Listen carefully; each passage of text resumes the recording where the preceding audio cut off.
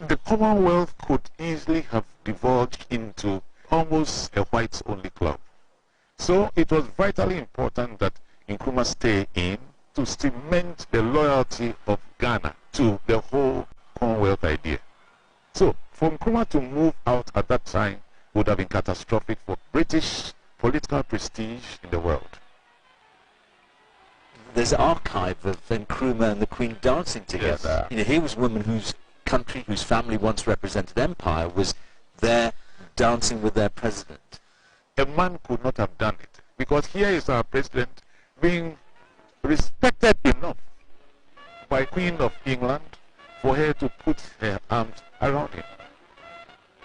And she was fairly graceful. She danced like a white woman, but a good white woman. That's like another version of dad dancing. Precisely.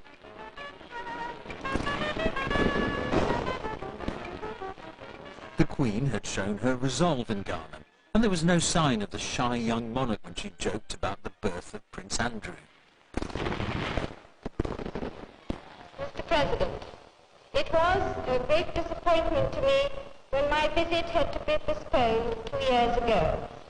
I hope that in due course my son Andrew will be able to come here himself.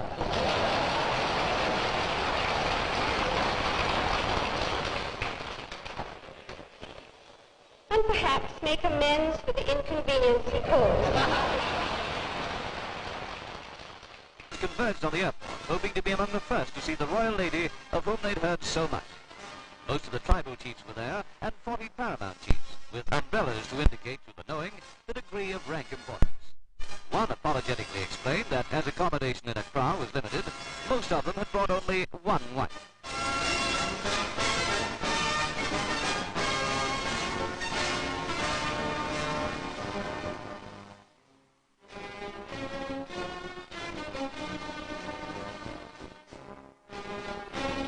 Drums announced the arrival of the aircraft. President and Mrs. Nkrumah arrived with members of the government and other persons of importance. And what a majestic sight when the giant Boeing taxied in.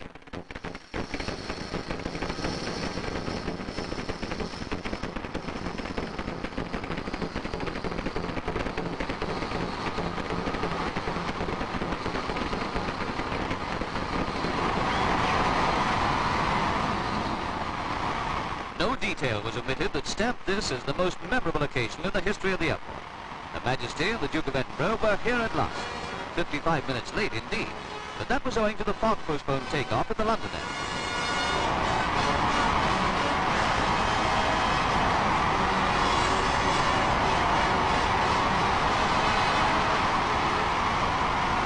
As the Queen was escorted by the President, the Duke walked with Mrs. Fathia Nkrumah, the Egyptian-born lady whom the President married 4 years ago.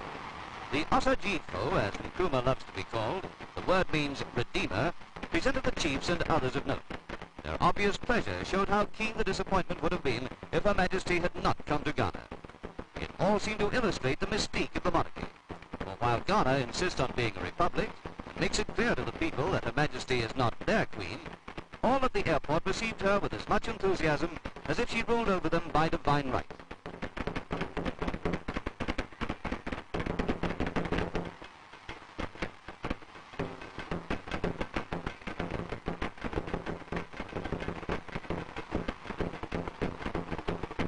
The chiefs and such followers as they allowed made up a total of more than 3,000. Quite apart from the wives already mentioned, some of them have more than 50 children. It's as well that most of them stayed at home.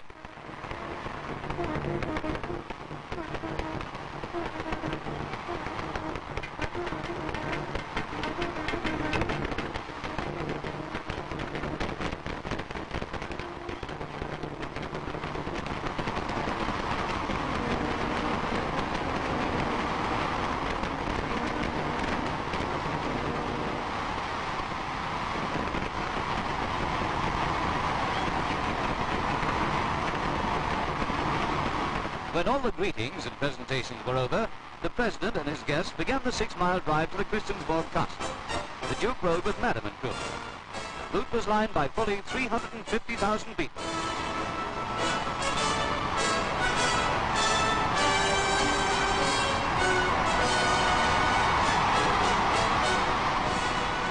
Next day, there was a parade of the armed forces in the Queen's honour. Black Star Square cost the strained Ghanaian exchequer £1 million to lay out. But the President needs such an arena when he addresses mass meetings of his people. Not for you, sir. What must it be for the visitors? But now all eyes were on the troops. British trained and displaying of the highest military traditions were being followed in these days of independence. The Army numbers 6,000. The National Police, 10,000. The pick of them lined up for inspection by the Queen and the President.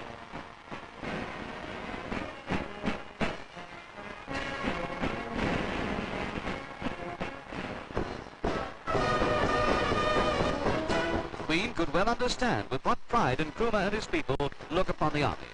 Independent Ghana is a very young nation, only 4 years old. It was not proclaimed a republic until last year.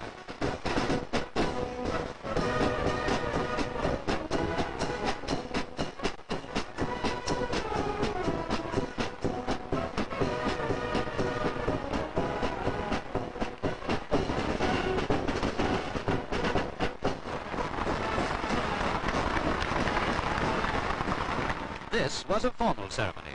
On the following day came an informal one, the surfboat regatta, and the display of skill used in civil purposes. As Accra is without a harbour, ships have to anchor a mile out in the roads and be loaded and unloaded by surfboats.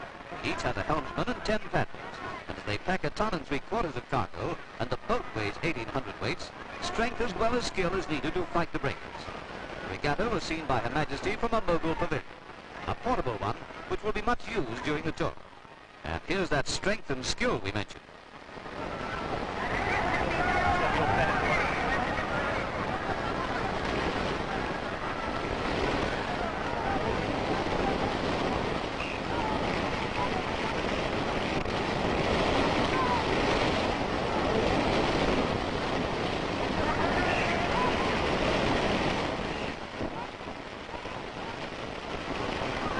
Naturally, the people of Accra are very fond of the surfboats and the men who man them. Today, they have one regret. When the huge artificial harbour at Tema, 6 miles away, is completed, the surfboats will be out of business. Perhaps that was one reason why the 1,000 men and the 115 boats taking part determined to put up a fine show. How well they earned their applause. More of the real Ghana was seen at the Makola Market, an association of 80,000 members. Here the Queen met the people. Indeed, almost rubbed shoulders with them.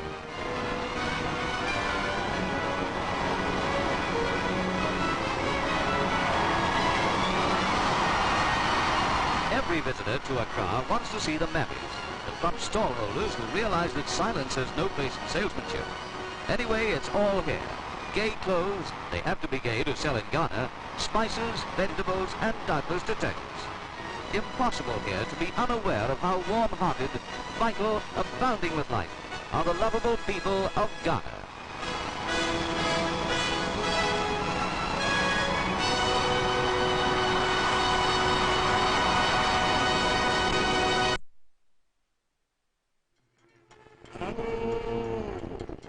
We acknowledge the arrival of His Excellency, President of the Republic of Ghana, President John Agyekum Kufuor.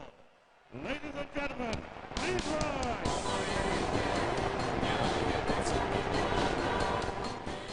John Agyekum Kufuor was born 80 years ago in 19... The long and short of the report was this, that inappropriate conduct was exhibited by virtually almost all the candidates. Even though you cannot establish, because the candidates were clear that what they did was in light of motivating of the delegates. We believe that that was inappropriate. It was a gallant decision. The Commonwealth could easily have divulged into almost a whites-only club. So it was vitally important that Nkrumah stay in to cement the loyalty of Ghana to the whole Commonwealth idea. So for Nkrumah to move out at that time would have been catastrophic for British political prestige in the world. There's an archive of Nkrumah and the Queen dancing together. Yes. You know, here was a woman whose country, whose family once represented empire, was there dancing with their president. A man could not have done it, because here is our president being respected enough by Queen of England for her to put her arms around him. And she was fairly graceful. She danced like a white woman, but a good white woman. That's like another version of dad dancing. Precisely.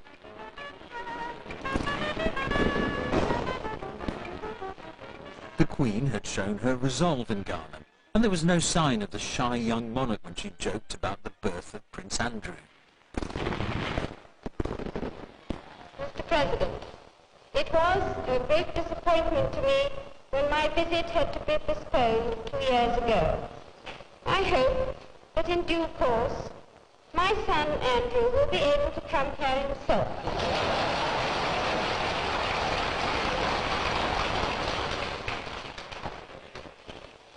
And perhaps make amends for the inconvenience he caused. Converged on the airport, hoping to be among the first to see the royal lady of whom they'd heard so much. Most of the tribal chiefs were there, and 40 paramount chiefs, with umbrellas to indicate to the knowing the degree of rank importance. One apologetically explained that as accommodation in Accra was limited, most of them had brought only one wife.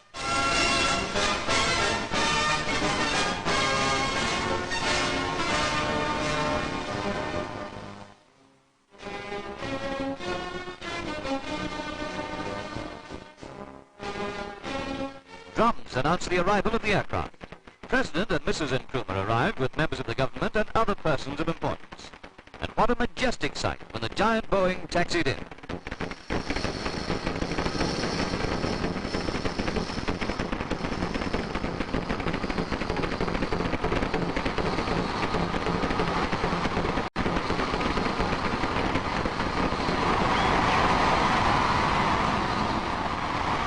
No detail was omitted that stamped this as the most memorable occasion in the history of the airport. Her Majesty and the Duke of Edinburgh were here at last. 55 minutes late indeed, but that was owing to the fog-postponed takeoff at the London end.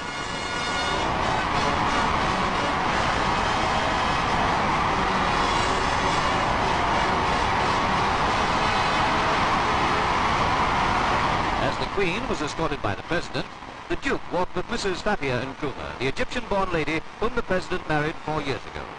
The Osajidfo, as Nkrumah loves to be called, the word means redeemer, presented the chiefs and others of note. Their obvious pleasure showed how keen the disappointment would have been if Her Majesty had not come to Ghana. It all seemed to illustrate the mystique of the monarchy.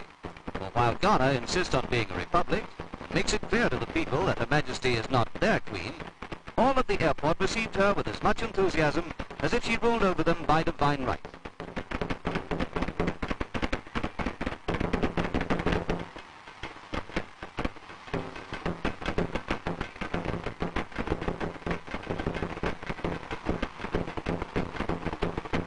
The chiefs and such followers as they allowed made up a total of more than 3,000. Quite apart from the wives already mentioned, some of them have more than 50 children. It's as well that most of them stayed at home.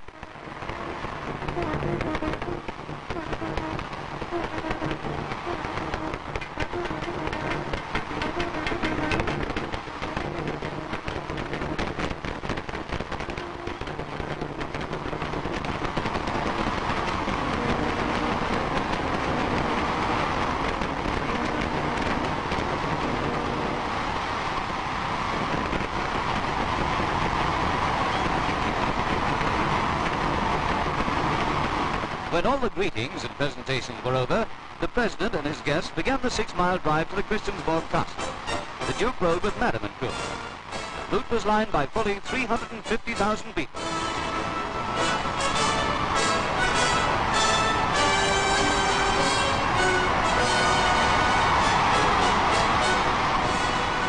Next day, there was a parade of the armed forces in the Queen's honour. Black Star Square cost the strained Ghanaian exchequer £1 million to lay out. But the President needs such an arena when he addresses mass meetings of his people. Not for you, sir. What must it be for the visitors? But now all eyes were on the troops. British trained and displaying the highest military traditions were being followed in these days of independence. The Army numbers 6,000. The National Police, 10,000. The pick of them lined up for inspection by the Queen and the President.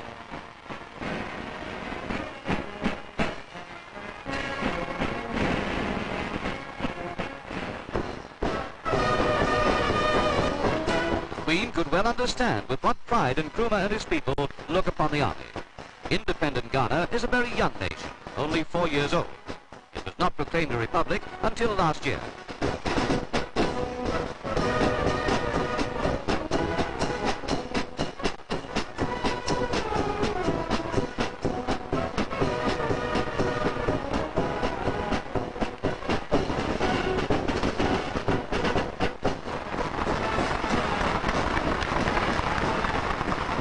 This was a formal ceremony.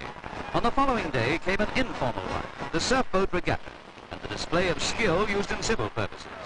As Accra is without a harbour, ships have to anchor a mile out in the roads and be loaded and unloaded by surfboats. Each has a helmsman and 10 paddles, and as they pack a ton and 3/4 of cargo, and the boat weighs 1,800 weights, strength as well as skill is needed to fight the breakers. The regatta was seen by Her Majesty from a Mogul pavilion, a portable one which will be much used during the tour. And here's that strength and skill we mentioned.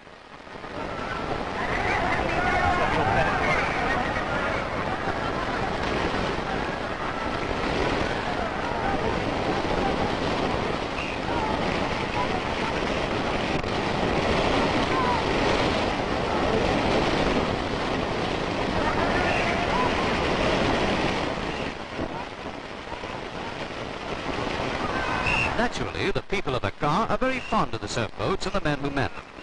Today, they have one regret. When the huge artificial harbour at Tema, 6 miles away, is completed, the surfboats will be out of business. Perhaps that was one reason why the 1,000 men and the 115 boats taking part determined to put up a fine show. How well they earned their applause. More of the real Ghana was seen at the Makola Market, an association of 80,000 members. Here the Queen met the people. Indeed, almost rubbed shoulders with them.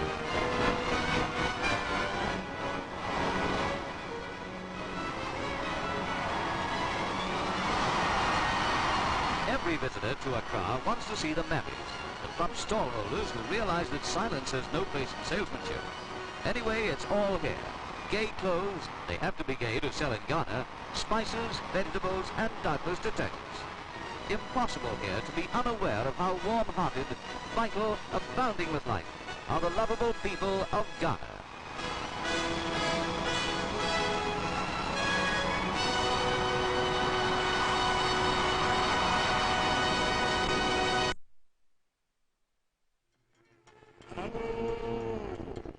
We acknowledge the arrival of His Excellency, President of the Republic of Ghana.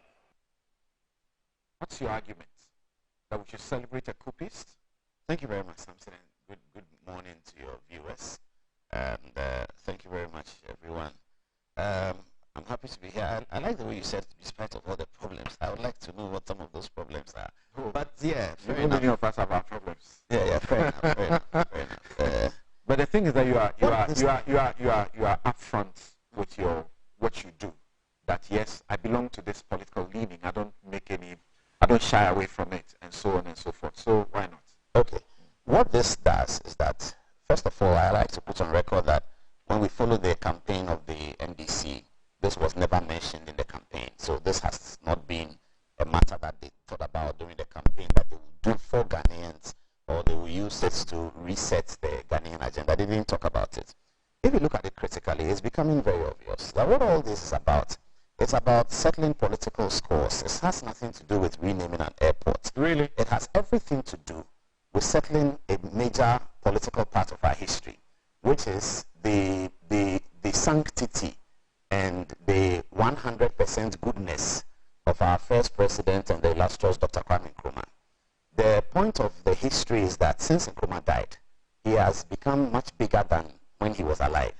In the year 2000, the British Broadcasting Corporation, which did the survey, and in that survey, many of us as university students voted for Kwame Nkrumah because he was competing with Nelson Mandela, and Nelson Mandela was South African, and we didn't understand how the African story of the century can be told without the emasculation of colonialism and imperialism. And you can't attribute that to Mandela. The removal of colonialism, imperialism, and the fight against neocolonialism is certainly Nkrumah's fight. So we felt that it is actually unfair to compare Nelson Mandela to Kwame Nkrumah. We even thought that John Mensah Saba had done more than Nelson Mandela for Africa, but that's beside the point.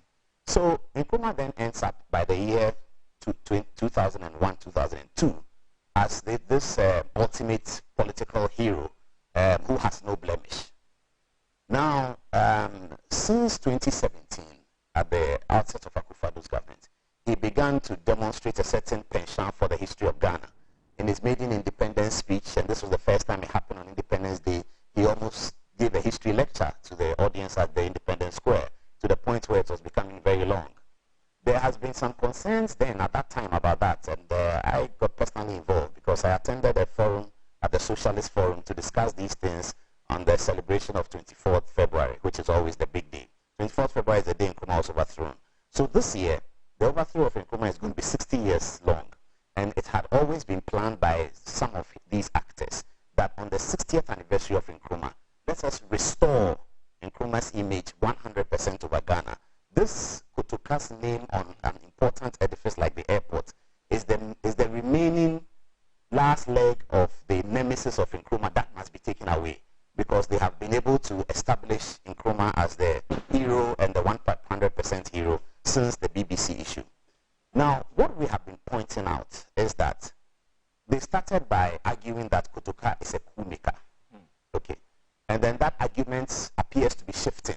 If you listen to Ambassador Kwesi Pratt, he was concerned that Mahama Yarega is turning this whole thing into a tribal matter. That what is Zakra and what is all that? It's not about a tribal matter. It is about removing the image of some coup maker, as they say. Okay. You just talked about Arthur Kennedy, who then mentioned the coup maker thing relating to Rawlings. And then we also know about Franklin Kujo, who put up how Nkrumah's regime was murderous. What we would like Ghanaians to see, and at the end of the day, the government will make its decision, and then we will have to decide whether it's a political decision that we vote on the next time or whatever we do. But we have to, we cannot ignore history. We have to make obeisance to history. The history is that from 1960 up to the time Nkrumah was overthrown in 1966, he was a despot, he was not good for Ghana, he was terrible for Ghana. The 1960 constitution which Nkrumah put together, which I have in front of me, has Nkrumah's name buried in the Constitution Article 10. Correct. Where it is talking about Kwame Nkrumah as President of Ghana. Okay, so it's talking about Kwame Nkrumah as President of Ghana in that Article 10. There's also a bit more. It is in this same 1960 Constitution that Nkrumah decided that there was an amendment to the 1960 Constitution in 1964. And if you look at the amendment, it will interest you to know that the amendments that was provided in the 1964 amendment included the fact that Kwame Nkrumah was now able to dismiss judges. And also, yes, he was able to dismiss judges. And also, the national flag of Ghana was changed. He also banned all political parties in 1964. And people were imprisoned. Preventive Detention Act was created in 1958. You might not think of it as a bad law. It is only the usage that you can criticize. Because what happened is that Nkrumah had been attacked by a bomb. And it was becoming very scary between Nkrumah and the opposition. The violence was growing on the part of the opposition, I must say. And Nkrumah needed something that will allow the intelligence agencies to work. So that's why PDA was set up. So in fact, if you look at the usage of PDA, between 1958 when it was set up and about 1961, it was minimal. But from 1961 to 1964, the PDA was railroading everywhere and every home was afraid. This was the state of affairs in Ghana. Now, because we are not accustomed to our history that much, and all of us, when many of us talking today, were not born in that time, we all don't know that, and we are railroaded into Nkrumah as something. That's a situation where you could be arrested and put in custody without the intervention of a court.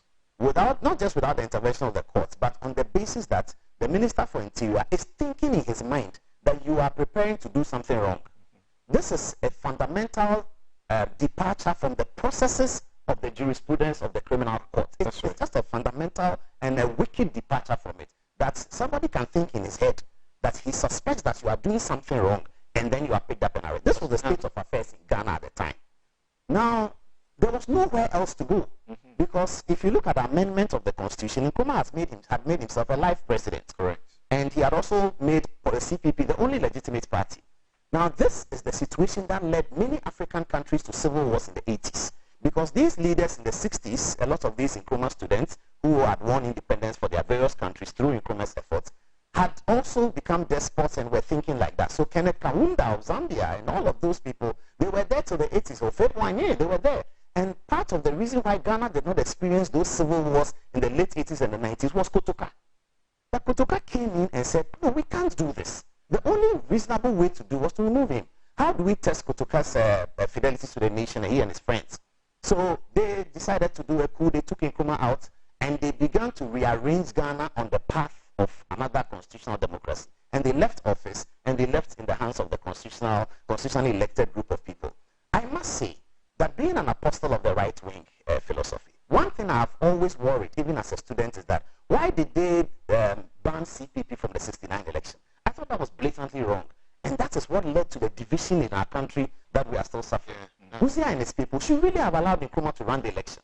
If Nkrumah had come and he had lost the election, Busia had won. Nkrumah would have been minority leader in parliament in 68, 70, 71. And I guess the coup may not have come. Nkrumah may have won elections again in 74. And Nkrumah, if he left as he left and still was part of politics, would now have realized the kinds of things he was doing and why the coup itself was necessary. I'm sure that if you take Nkrumah's brain at 1954, he will support the coup. If in 1954 Nkrumah will support the 1966 coup. Oliver Vomaho, when Akufo-Addo was president, thought that the soldiers should overthrow him because the government was very bad. If Oliver Vomaho had lived in Nkrumah's time, I'm sure he would have been a suicide bomber because it was much worse. Now, this is the state of affairs, and Kotoka was the rescuer. So we grow up later on and see coups, and we say he's also another coup maker. No, but he was a rescuer. The South Africa airport is named after Oliver Reginald Tambo. That's right. He was a terrorist on the list of everyone in the world, UN and everybody. But well, even Mandela was on the terrorist the airport list. was named after him. So what we are saying is that let's put the history in proper perspective. If after we all have acquainted ourselves with this history and then understood why Kotoka may be considered a hero, for which reason the airport will be named after him, not just the coup, but the kind of circumstance that occurred, then if after all that the people still want to name so that from your point of view, Kotoka will be a liberator. That for a period, for almost 10 years, nobody could breathe in this country. There was nothing like freedom of expression, freedom of association, because Nkrumah had become a terrible despot. Correct? That's the point. Not just that. The 1960 Constitution, and in Ghana we have had 60 Constitution, we are at 69, we are at 79. I dare say that the 69 Constitution will work today. If you look at the provisions of it, it will work today. 79 will work today. They should tell us whether 1960 Constitution will work today. A Constitution that says that the president can sack judges. A Constitution that makes no provision for a presidential election. Zero provision for it. The election of the president occurs when the president resigns, when the president is not there. There's nothing like on this date we are going to have an election. And he's actually named in the Constitution. Yeah. Now see what happened. Nkrumah was popular. Yes, he was. In 1951, he won the election. 54, he won the election. 56, he won the election. You cannot win 3 successive elections in those days if you are...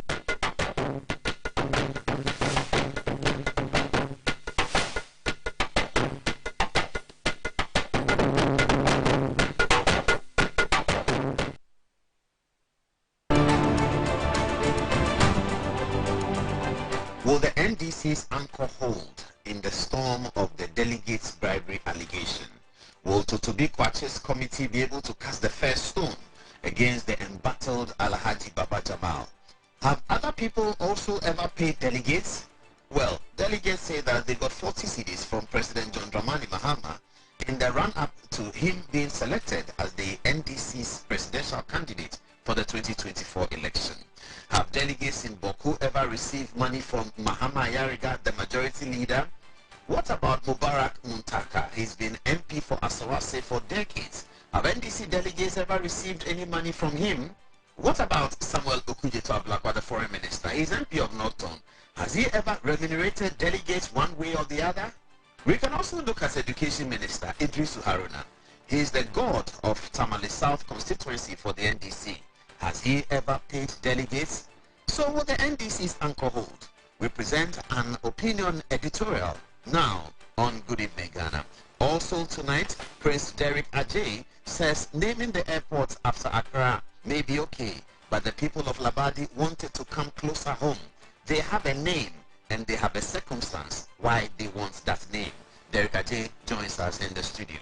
And the big story about Kwame Nkrumah and the 1960 Constitution, whether he was a dictator, whether he was a despot. Apologists of Kwame Nkrumah say that everything that has been said about him was wrong. But we know that Nkrumah was, and he is great. He is even greater than most, but he was human. Tonight, we go back to Lord Acton, who told us and reminded us that power corrupts, and absolute power tends to corrupt absolutely. An opinion editorial on the 1960 Constitution. Good evening. Welcome aboard. This is Good Evening Ghana, and now your host.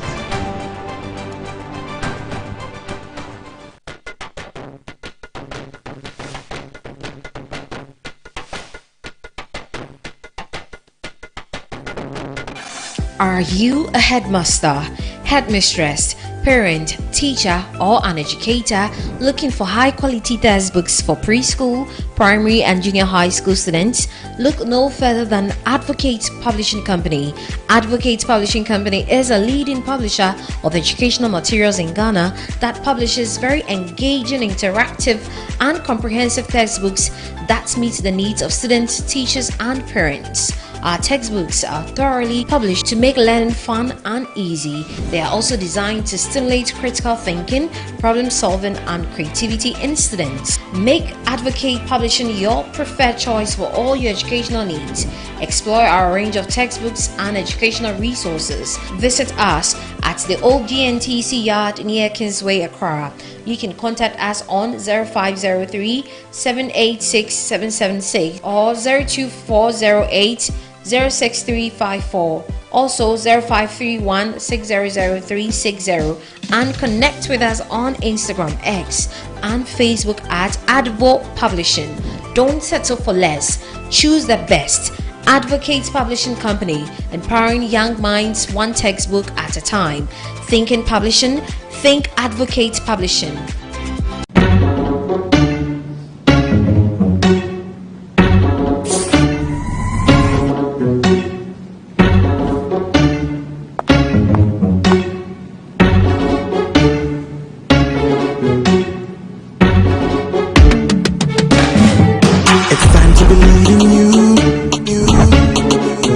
Changing, so should you. If you're dreaming, don't be afraid. And in the valleys, keep your head up high. Dare to dream with Puma drinks. Puma, Puma. Yeah, believe it, you can achieve. Puma, Puma. Oh yeah, clap your hands for the whole new vibe. Make me set the bliss. Oh yeah, come alive. Puma, Puma. Let me hear you. Puma.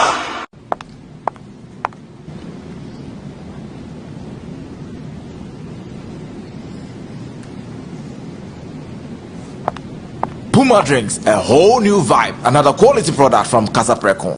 This advert is FDA approved. Brush, brush, brush, brush, brush, brush, brush, brush your teeth. Brush, brush, brush, 2 times a day. Brush with Kel-Kit. Hello, my friends. My name is Kel-Kit Toothpaste. Wow. I was made to be gentle on your gum, but protected. I will protect your teeth from cavity, make your teeth whiter, stronger, keep your mouth fresh all day. And best of all, I'm strawberry flavored. So put on a smile and try me. That's amazing. Just try me. That's my job. If you say so, jump on my brush. Makes your teeth stronger, chicky chicky whiter, chicky chicky stronger. Yay! You did it! I'm glad you like your new toothpaste. Don't forget to brush both day and night. Kel-Kit, happy smile.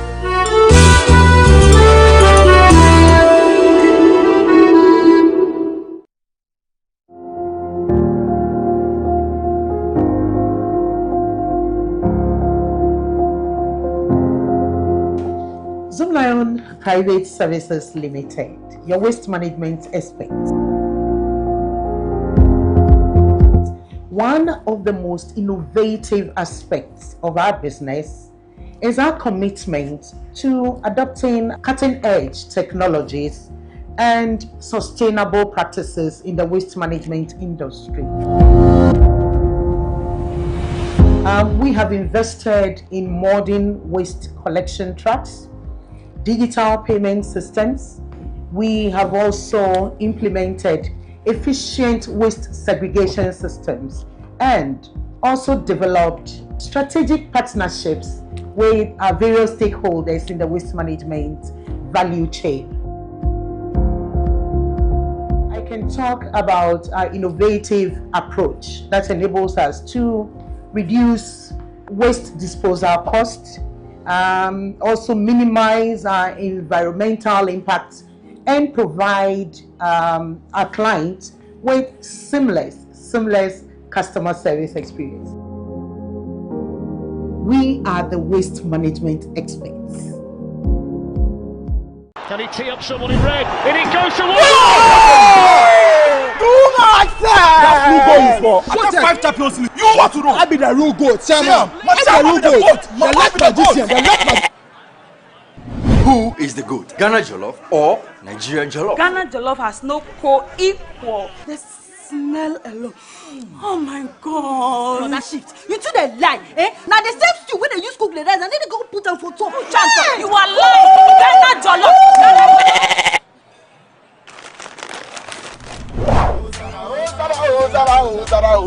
I knew this year. Forget everybody. Yeah, my guy. Put some respect on the goat. On the goat. The only goat I know lives in Tama. Every year we they give to you back. We are talking about BET. I want some Yaji face. Except be the goat, huh? My guy, he be the goat.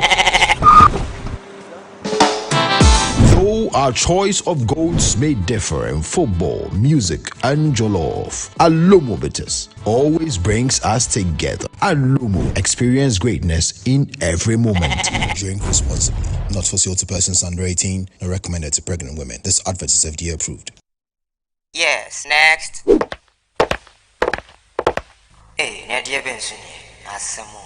Me didn't tum. Mr. Friendly Calico, just call me cockroach. Now, Mr. Friendly once now. Hey, that's on you. Improve car. Yeah. Captain Mosquito, double the action.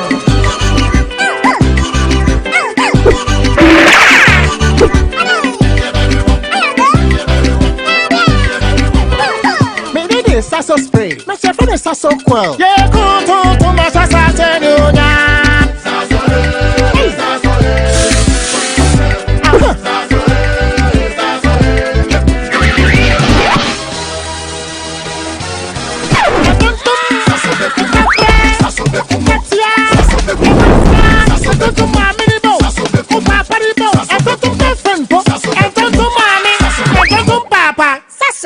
Tom Preko.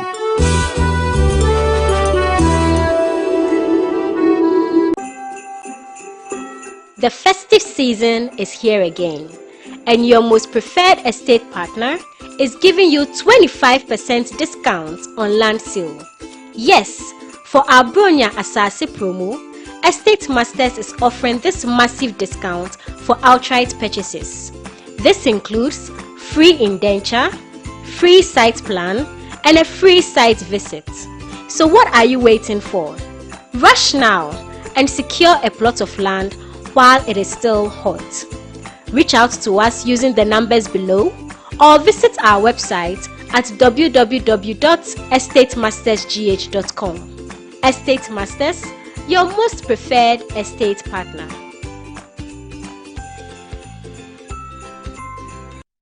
Emasculation of colonialism and imperialism. And you can't attribute that to Mandela. The removal of colonialism, imperialism, and the fight against neocolonialism is certainly Nkrumah's fight. So we felt that it is actually unfair to compare.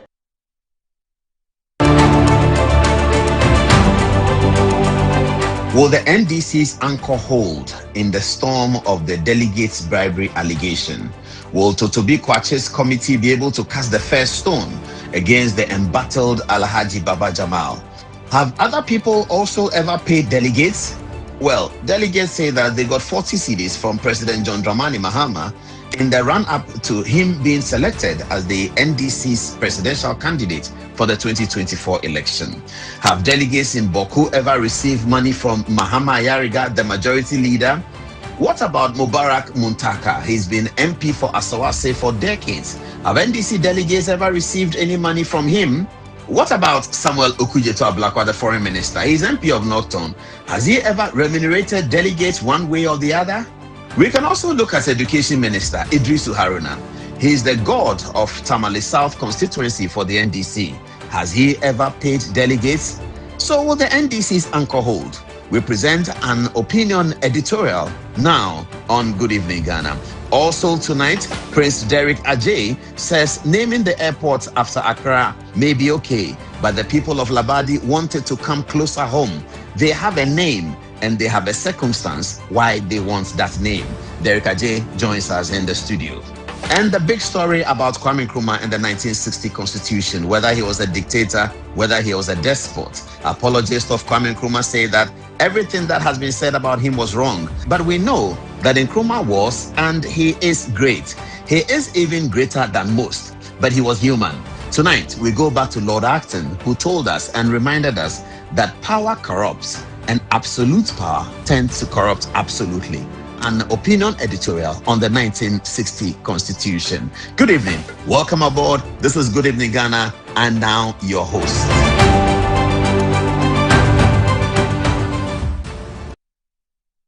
Welcome to the show, and thank you very much for your time. We had been spending time fixing our sound problem, and some people have been sending me texts that we had a sound problem. Yeah, indeed we did, but it's all fixed now. Well. Welcome to the show, and what a weekend we all had. In football, good evening, viewers. Let me just remind our football fans. The game at Chelsea and Leeds ended 2-2. Newcastle beat Tottenham Hotspur 2-1. And Manchester United are currently trailing 1-0 at 76 minutes at the West Ham Stadium in London. We'll get you more details on that. Good evening. Welcome to the show. Tonight, we have big conversations for you. Baba Jamal has been cleared of all wrongdoing, and he's going to be the candidate of the National Democratic Congress come the election. I believe the deadline is tomorrow and the election is sometime later this week or so. Well, a lot to chew on the statement made by General Secretary, the Honorable Fifi Fiavi Kwete. We'll be looking at that tonight on Good Evening Ghana. Thank you very much and welcome to the show. Also, we'll be having an interview with Prince Derek Ajay. Prince Derek Ajay says that all well and good that the airport is being restored to Accra, but he thinks that the government should go closer home. The airport is on the land of the La people, and they gave up their land many, many years ago for the benefits of the many. Now, they deserve the honor. The honor should not go anywhere else. The honor should come to the original owners of the land, whose forefathers gave up the land for the benefit of the whole Ghana. He'll be in the studio to explain to us who the La people wish is named after the airport, now that the government says the name Kotoka has expired. So that's a big conversation. Also, there's been the conversation about the whole Kwame Nkrumah matter, and some people agree with some of the things we said, some people disagree with it. Nonetheless, what we will do tonight is just to show you the basis from where we make our claims. And by and large, our basis is in the 1960 Constitution, the original one, and also the amendment of 1964. We will show you both, and then people can make their own decisions. We'll run very little commentary about it. A little bit of commentary will come all the time, but there'll be very little commentary about it so that people can make their decisions on what they think on or how they see these things. And then also we have chanced on a video that shows that the flag that we talked about, the flag that was changed, was actually used in the 1964 Olympic Games by the Ghana, the team Ghana. In 1964 Olympic Games, the flag that they used was red, white, and green, with a black star in the white. 1964. Professor Danswankra, if you are listening, you called me and you were wondering that in spite of everything we said, there's no evidence that the flag was ever used. We have now found evidence that the 1964 Olympic Games, the team Ghana used a flag colored red, white, and green, with a black star in the white. The same decision, in pursuit, I should say, in pursuit of the decision that was made by Parliament in 1964. Also, Transparency International is out, and that's a big story for us tonight. Transparency International says the corruption index in Ghana is getting worse under John Dramani Mahama over the first year, 2025.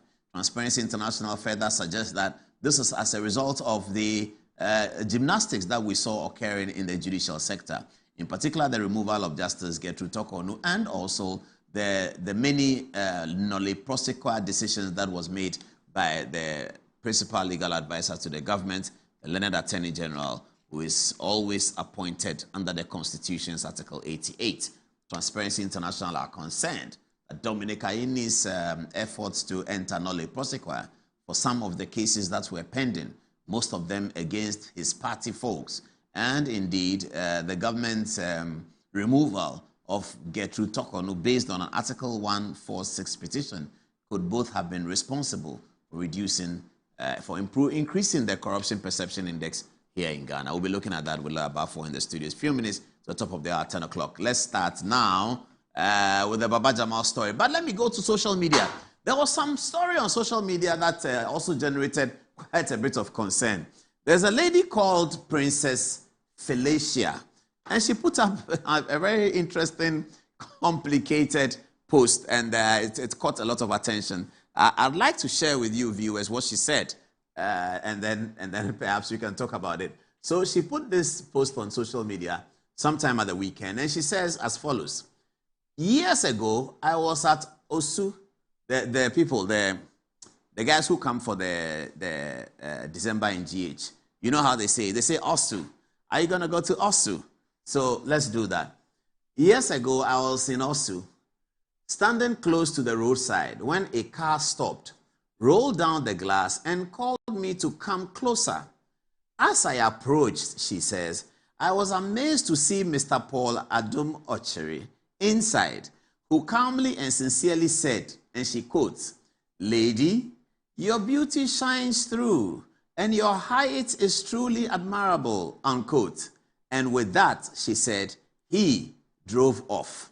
That was all. That was all. When I hear he's not humble, I always say to myself, but what he did that day, it's a humble act, isn't it? And then she put up this photograph of mine. So, as social media works, everybody was sending it to me. Hey, Charlie. I said, what is it? Okay, anyway. So, the story has gone to those who want it. So, this is Princess Felicia. Princess Felicia, good evening to you wherever you are. I can't remember all my interactions with people, but I see the words used are, I have such great words. Your beauty shines through, and your height is truly admirable.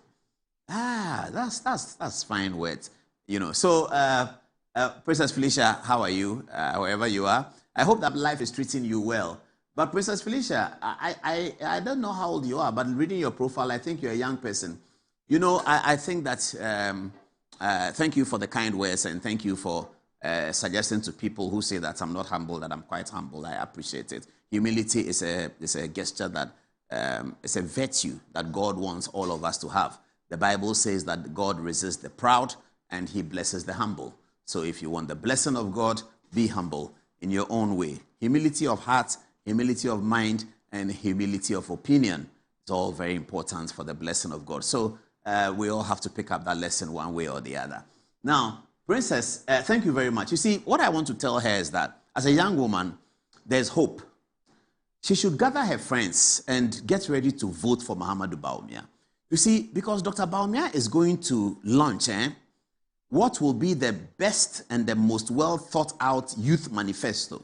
All of the youth people, get ready, get ready. Dr. Bawumia is coming, and he's going to do something. He's going to talk about a policy. He has enough time. He's working on something major for the youth of Ghana. What Dr. Bawumia will bring out will show you that from age 18 to age 32, there's a plan for you. From age 32 to age 40, there's a plan for you. Dr. Bawumia is going to carry everybody along. He's going to carry everyone along. He's forgotten about everything, all the people who abused him, those who hit his head, those who slapped his back, those who said this, everything they said about him, that he owns Hoptel. He doesn't own Hoptel. The Attorney General has now come to say that Dr. Bawumia doesn't own Hoptel. These people heaped all kinds of lies on this honorable man.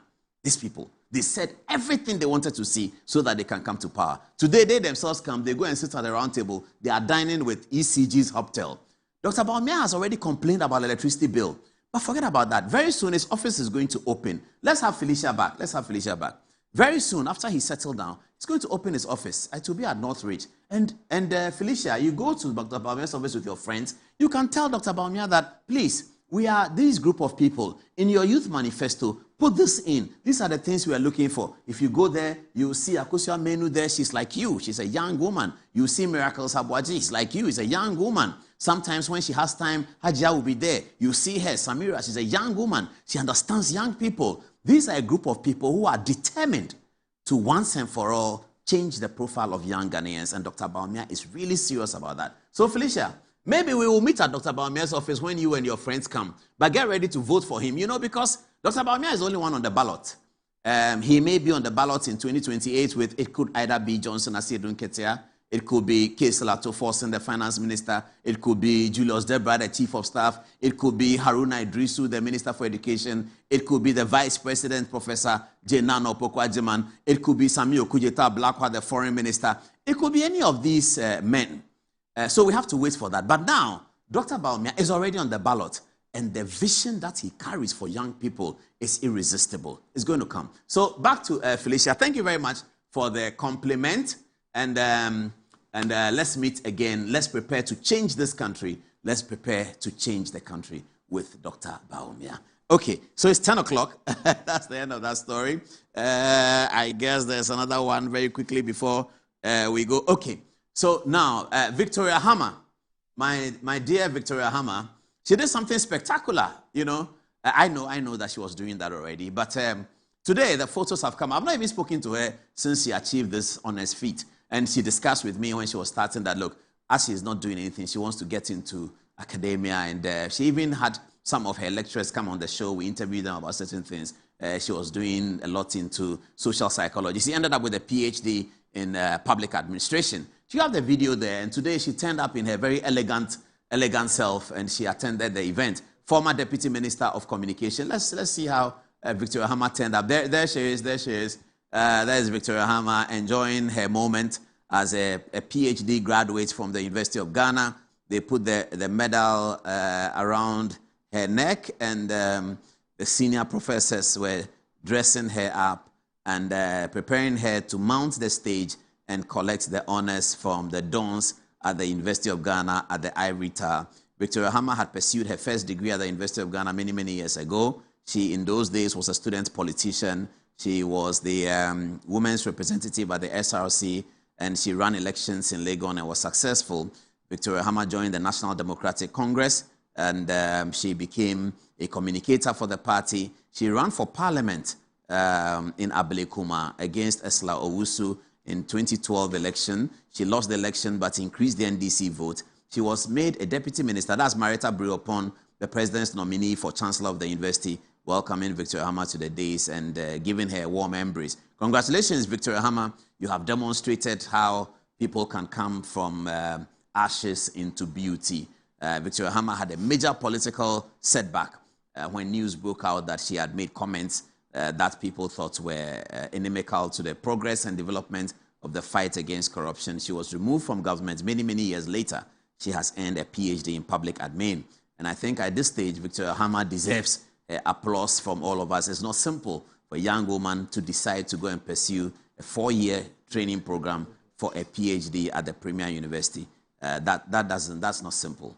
That's not very simple. So congratulations to Victoria Hammer. And please, if you know her, tell her that I'm still waiting for the text message from her to tell me that she has graduated from the university, because we had long discussions about this program that she wanted to pursue. Congratulations, Vicky Hammer.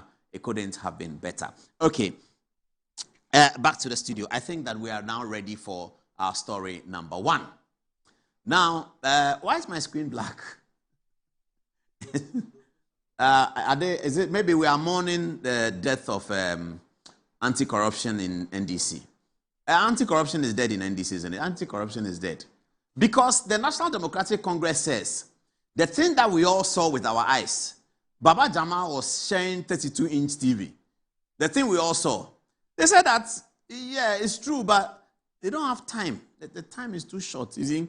So, because there's no time, whatever they saw, which they all agreed that was very wrong, we should allow it. We should allow it.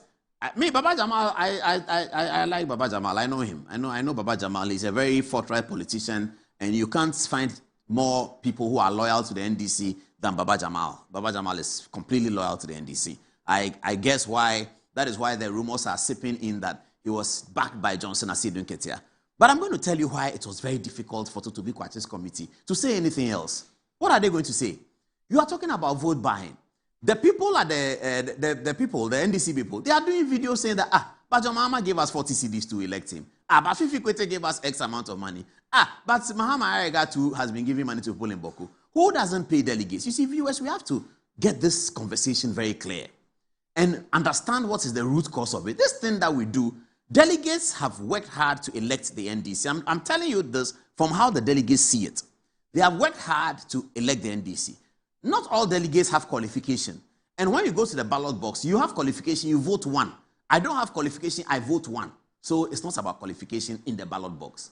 So the delegates have voted for it. NDC has come to power. Some people have been given posts. Some people are MPA chairman. Somebody is this, that. Somebody is deputy minister. Somebody is National Sports Council chairman. Somebody is. The delegates, nothing. They are still there. They are waiting for 2026 to come. They'll come and vote for you people again. So the delegates think that, so if there's election and Baba Jamal gives us TV so that we can watch with our children, you people are saying that it's wrong, so we shouldn't get anything. I've seen several postings on social media. I've heard Sina Doye, is that his name? Yes, saying that you can't do elections without, and I've always been concerned about this.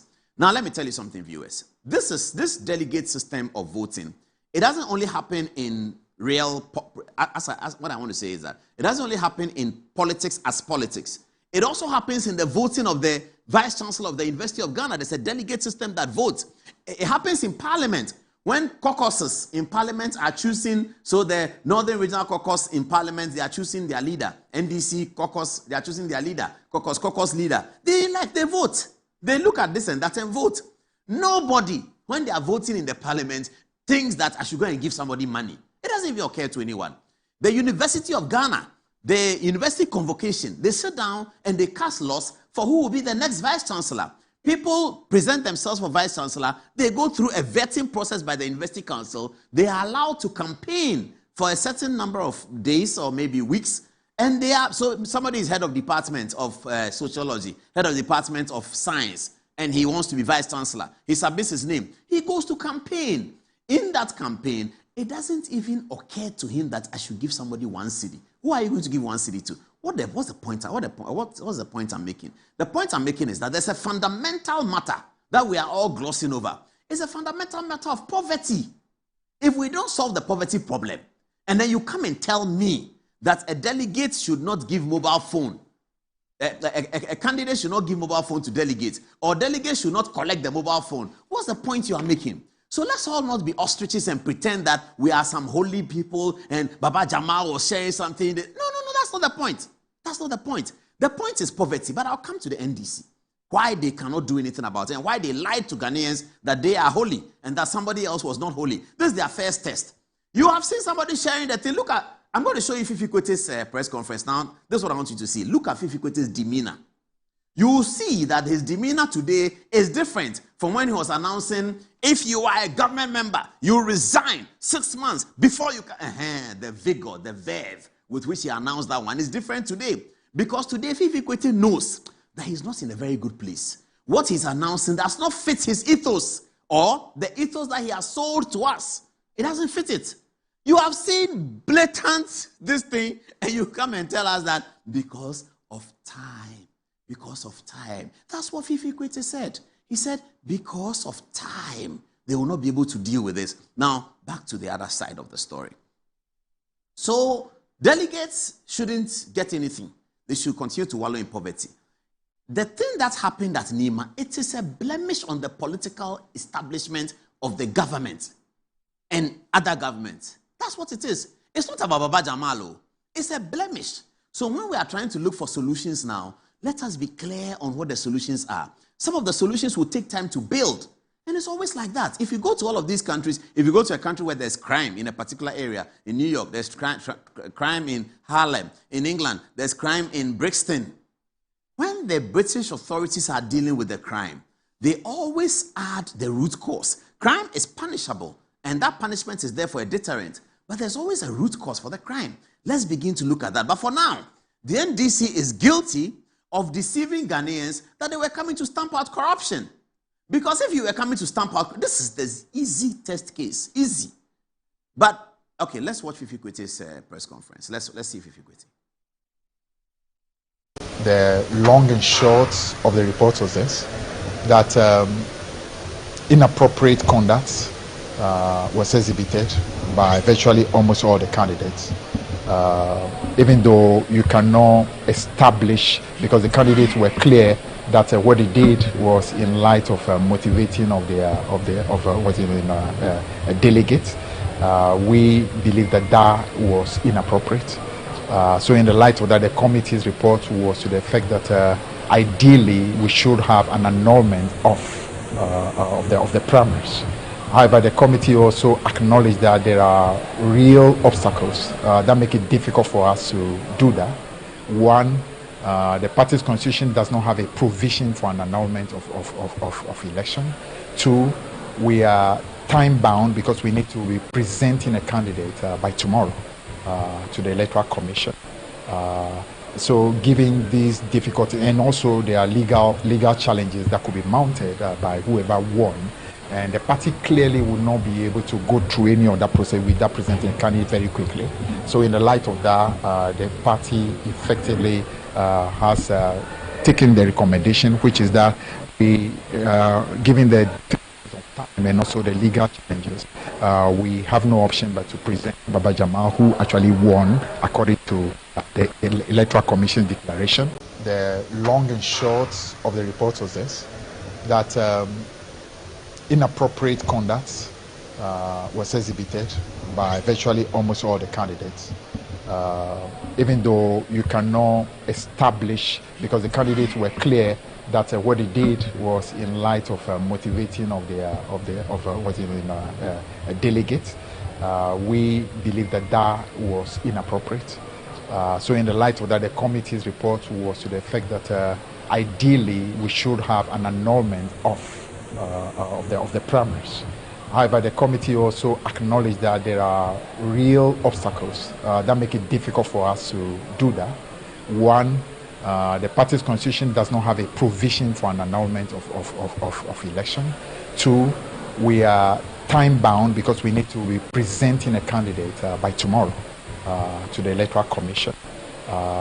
So given these difficulties, and also there are legal challenges that could be mounted by whoever won, and the party clearly would not be able to go through any of that process without presenting a candidate very quickly. So in the light of that, the party effectively has taken the recommendation, which is that we, given the time and also the legal challenges, we have no option but to present Baba Jamal, who actually won according to the election. A few times, but that's Fifi Kwete. So I just wanted to compare Fifi Kwete today announcing that as a result of time, something that is obvious, that is contrary to the laws of Ghana. If you want to go strictly by the laws of Ghana, there's a PNDC law that forbids these allegations of vote buying or the appearance of it. Fifi Kwete says because of time. What is time? You can tell the Electoral Commission that we have discovered a matter of corruption and so we are rerunning our primaries tomorrow morning. The people are how many? 1,300. Tomorrow morning from tomorrow afternoon, if you open the polls at midday, by 3 o'clock, they've all finished voting. You can quickly count and go. It is because of Baba Jamal's relationship with our father Johnson Asiedu Nketia. They dare not touch him. And I'm going to say quite a few things. And please get me the majority statement about it. The majority in Parliament, the overwhelming majority, they had issued a statement and directed the National Functional Executive that they should annul the election. When they said that, didn't they know that there was time? They knew that there was time. Is that a statement of the majority in Parliament? Okay, good. Let's look at it very quickly. You have it this way. Yes, thank you. It says, the members of the majority caucus of the National Democratic Congress in Parliament has become aware of the widely circulated allegations of vote buying in the just concluded NDC parliamentary primary in the Ayawaso East constituency in Greater Accra region. 2, the caucus wishes to strongly condemn these developments against the background of the agenda to reset the politics of this country. Thank you, I like that. The caucus wishes to strongly condemn these developments against the background of the agenda to reset the politics of this country. 3, after extensive deliberations on the matter, the core leadership, as well as the extended leadership of the caucus, has resolved to communicate to the Functional Executive Committee of the NDC as follows. 1, that the primary of the NDC organized in Ayawaso East constituency be annulled immediately. 2, that any candidate who participated in the said primary and has been established to have engaged in this unethical conduct be banned from participating in subsequent primary after the annulment of the election. The NDC Majority Caucus remains committed to restoring integrity into our politics. Thank you. Beautifully written statements. One small thing that I have to say about the NDC statement, and please, you can separate the NDC statement from the video. One small thing I want to say about the NDC statement is that the statement assumed a lot of things. So if you do the content analysis, you will see that in paragraph 2, okay, let's start with paragraph 1. It says that the Parliament they have become aware of allegations of votes buying in the just concluded NDC parliamentary primary in Ayawaso. They themselves said they become aware of allegations of votes buying. Okay, let's go to 2. The caucus wishes to strongly condemn the developments against the background of the agenda to reset. So they are condemning allegations, unproven allegations. That's what the majority caucus are condemning. Now, what is interesting is that among the majority caucus is the learned Attorney General, the principal legal advisor to the government. He's a member of the majority caucus. He's a bona fide lawyer, and there are plenty of lawyers in there. The majority leader, Mahama Yarega, is a bona fide lawyer. These are lawyers who were asking for an allegation for a very drastic measure of annulling an election and banning the people who participated in the election based on allegation. So when you see that, you know that it was politically organized. Which lawyer is going to do that? You are saying that the thing is an allegation. And based on the allegation, you are saying that they should annul the election and ban the people. Allegation. You are not saying that allegations should be quickly investigated and then the investigation should quickly be dealt with. You have concluded that the allegation that you know, the one that you are calling allegation, you yourself say is allegation. Based on allegation, they should sack Baba Jamal from coming to parliament because he gave, etc., etc. The people who wrote this thing, which of them hasn't given? They've all given. But you see, when you campaign in a way that sometimes people think you are being dishonest, this is what happens. Because quickly they came to, oh, this is my screen again. Okay, thank you very much. Quickly they came to reset agenda. No, they say reset agenda. So what has happened to the reset agenda? Now they say after extensive deliberations on the matter, the core leadership as well as the we don't know who is the extended leadership, but anyway, of the caucus has resolved to communicate to the functional executive that the primary organized in Ayawaso must be annulled immediately. That any candidate who participated in the primary and has been established, who is going to do the establishing of the fact that a person participated in the corruption? Is it them or another committee? Anyway, to have engaged in this unethical conduct, be banned from participating in subsequent, the NDC Majority Caucus remains to committed restoring integrity to our politics. And they talk about, where is the reset agenda part? They talk about reset agenda. No, they go to reset agenda. Now they have been so terribly embarrassed. Has the reset agenda also been embarrassed? Has the reset agenda been disgraced? The reset agenda has been disgraced because the majority of parliament said that pursuant to the reset agenda, they must annul the election and let Baba Jamal, who was saying 32-inch TV, make sure that he doesn't contest again. That has fallen into water. The National Functional Executive Council has refused to go by the majority leadership. In any case, the leader of the majority was prevented by Johnson Asiedu Nketia from participating in the committee, and rightly so. You have to clap for Asiedu Nketia. He is not a lawyer. He dribbled the lawyers at their own game. Asiedu Nketia was able to dribble the lawyers in Jubilee House and the lawyers in the committee. Asiedu Nketia and Baba Jamal, they dribbled the lawyers at their own game. So let me show you the game, one by one. Follow me. Matter has happened. Jubilee House doesn't like the outcome. They lash onto something. Sharing of TV is gone viral. It's making the NDC's name bad. NDC, as an old woman said, hey, NDC 4 year crown for na buba power 1 year crown by na mu che TV. No munya skano he. I don't know how to answer the question. I don't know where they nya the sika because it's a reasonable question. 1 year in power and they can share TV. I was listening to Obama on Angel.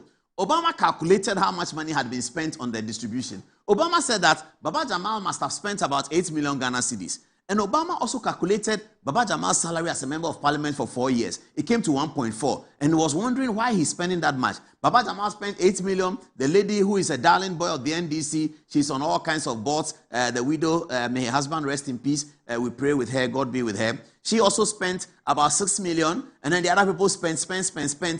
What is happening? 1 year in power, just 1 year. They can spend money like that. Where did they get the money from? Johnson Asiedu Nketia is one of the most clever people you can find in politics. You know what he did? The committee was 3-member committee. So Tobi Kwache is a very senior person. So let's give him neutral. Then the other lady was on the committee. Then there was Mahama Ayariga on the committee. Asiedu Nketia was clear in his mind that Mahama Ayariga being on the committee can create small problem for him because of this and that. Because Asiedu Nketia's candidate is Baba Jamal, for sure. So Mahama Ayariga then doesn't check, this committee, this letter that I'm talking about. He doesn't quite check the thing. He's forced into the trap. Asiedu Nketia comes and says, oh, but Mahama Ayariga is on the committee. He's part of the parliamentary people who have already said the thing should be annulled. So he has taken sides. He should get out of the committee. Let a neutral person come. Who is the neutral person? Inusaf Hussaini, my good friend. Who is Inusaf Hussaini? Another apologist of Johnson Asiedu Nketia. Asiedu Nketia dribbled them. He completely finished them off. This Inusaf Hussaini, he's an Asiedu Nketia man. Take it from me, it's free. He's an Asiedu Nketia man. So Asiedu Nketia now has control over the committee, maybe except to Tobi Kwache, I don't know, but he has control over the committee. And so the committee cannot reasonably come out and say that Baba Jamal has done something wrong. What are you going to do? Asiedu Nketia has finished with them. He took Mahama Ayariga out. He's such a clever man. So let's get back to the statement and wrap it up before the video gets too long. So you see, this is the statement that the majority caucus must come back and explain. Nelson Roxin Dafiamapo, he seems to know everything in the world. He's a great lawyer. Nelson Dafiamapo, you are chief whip. You are such a great lawyer, and you wrote that the functional executive of the NDC must go and take a decision on allegations. Roxin Nelson Dafiamapo, lawyer. Sosu Madina, lawyer. Mahama Ayariga, leader, lawyer. Attorney General, lawyer. Who else? John Dumelo, lawyer. Who else? They have plenty lawyers in there. Haruna Idrisu, lawyer. This is called Lawyer Aduna in Tamale, lawyer. All these, they are lawyers inside there. They said that an allegation should be acted upon. My goodness. Viewers, are we together? I'm copying Apostle Joshua Selman. He says, are we together? Are we together? Are we together, viewers? Lawyers, lawyers, as they say on the Akan radio, lawyer for a cuckoo dam. That's how they say. A cuckoo dam means big lawyer, huge one. Like lawyer J. Bafo, who is coming on the street. He's a big lawyer from Asia. A cuckoo dam, called to the English bar, solid lawyer. So these are lawyer, a cuckoo dam in NDC. And they were all watching and said that the functional executive should act on an allegation. You see why the people in the prosecution, you see why Oforiatta won't come. Oforiatta won't come. But lawyers are saying that the party should act on an allegation. So for them, allegation is true. So hurry up, let's go. Nelson Dafiamapo, he is forming a new bar association. And this is what he said. He wrote that the allegations, functional executive will never act on it. You think functional executive has one small boys, chaired by Asiedu Nketia, they should act on this thing that the majority sent to him. Asiedu Nketia, he will never do it. He will never act on it. That's why you saw the thing. Okay, let me end by going back to Fifi Kwete's. Okay, let's leave that out. Let's leave that out. To make the video too long. We are running out of time. So civil society has risen. Manasseh Azuri says the headline should rather read Ayawaso East Primaries. NDC endorses vote buying.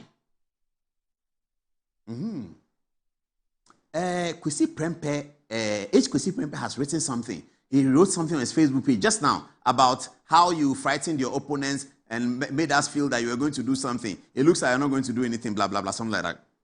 This is Manasseh Azuri.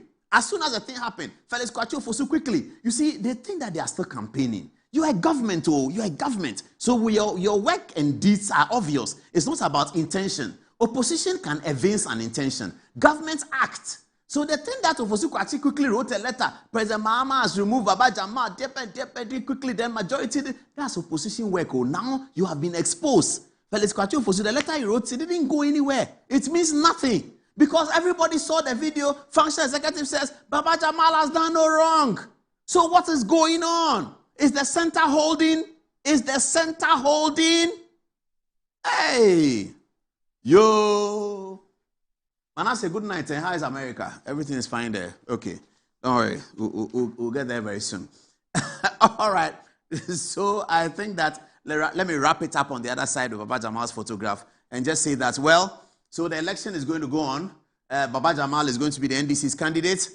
Those who supported the woman are going to either stay home or they will vote against Baba Jamal. The MPP is presenting a candidate. The MPP is hoping that they can come through the division in the Ayawaso East and exploit the opportunities to win. I wish the NPP candidate very, very well. And I know that he's going to have some senior people around him to try and make an impact in this election. Congratulations, Baba Jamal. You know, the Akans have a proverb. They say, you see, once your papa Asedun is alive, you don't have any problem, Baba Jamal. I give you a new name today, Ohineba.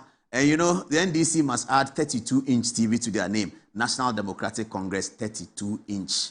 NDC, 32-inch. That's their name. This is a corruption pan like this. You can look at it and say that Baba Jamal has been cleared. Okay, 25 minutes past the top of the hour, 10 o'clock. Let's go to Fatih and see what people are saying. We'll come back in a minute. Fatih, what are people saying? So Bernard Dancer says we must all support the petition filed at the Supreme Court by Professor Frimpong Boateng and Dr. Nyahonyaho Tamaklo that praised the court to dissolve and set aside the current delegate system that exists in the two major political parties, that's NPP and NDC. If we get our delegate rights, we will also get our leadership right. Nano also says the new reset definition for their so-called 24-hour economy policy is to build 237 new markets across the whole of Ghana in 3 years. So this NDC government doesn't see the need to complete the rest of Agenda 111 hospitals. Ghanaians must wake before all the chobo are converted into vote-buying freebies. He comes back to say, how can they sack Baba Jamal when the other contestants are also government officials? Baba Jamal was sacked before their so-called investigation started. Why are they saying allegations when the whole vote-buying freebies were on display in the public eye? Muhammad Yusufa says the current NDC thinks everybody in this country is stupid, and so when they are making public statements, they don't think twice before publishing it. Master Planner Jr. from Kentampo says the NDC and corruption are bedfellows. Why is the oral committee and their so-called reports? When you use propaganda to win elections, cocoa prizes will expose you. EBFA says, if Ghanaians still believe the NDC to be serious about fighting corruption, then there is no hope. I feel for Fifi Kweti. I thought Kwacha was brought in to give credence to this toothless committee. He has failed spectacularly. Nano also says the NDC have been exposed big time. They wished evil for the NPP presidential candidate elections, but just one primary, and there is bribery. Benadanza says, and this is noise-making political party that deceived gullible Ghanaians that they've set up a so-called oral. Junior Akbar says, I always maintain that you can use propaganda to take over this country, but you can't use propaganda to govern this country. It will expose you. So whether NDC like it or not, in the coming years, they are going to be exposed by the good people of this nation. And Junior Akbar says, great leader is always a great leader. Dr. Bawumia is going to be a powerful president that Ghana has never have. We believe in him, and I'm appealing to the good people of this nation to give him an opportunity in 2028. Lolo Gasparani says, I thought you were neutral, Paul. Why are you campaigning for Bawumia? Lamprikin says, I'm watching the best political show tonight. We are currently burdened with Aviator electricity and water bills payment under the leadership of the incompetent NDC government. And lastly, coming from Yao Febri, he says, majority members of Parliament's committee for the annulment of Ayawaso East Parliamentary NDC election was unnecessary. When the same time, the leaders of the NDC have established investigation committee, and the OSP is also investigating votes buying after a petition. Also, the NDC established the committee just to tell Ghanaians that the NDC do not condone votes buying, but not to cancel the outcome of the election and use Baba Jamal as a scapegoat of votes buying, which the NDC, government, and the majority members of parliament are all complicit. But anyways, congratulations to Baba Jamal, and he should be prepared to gift the whole electorate of Ayawaso East in this by-election, because the MPP see them as a descendant people ready to campaign with ideas. Now back to you, Paul.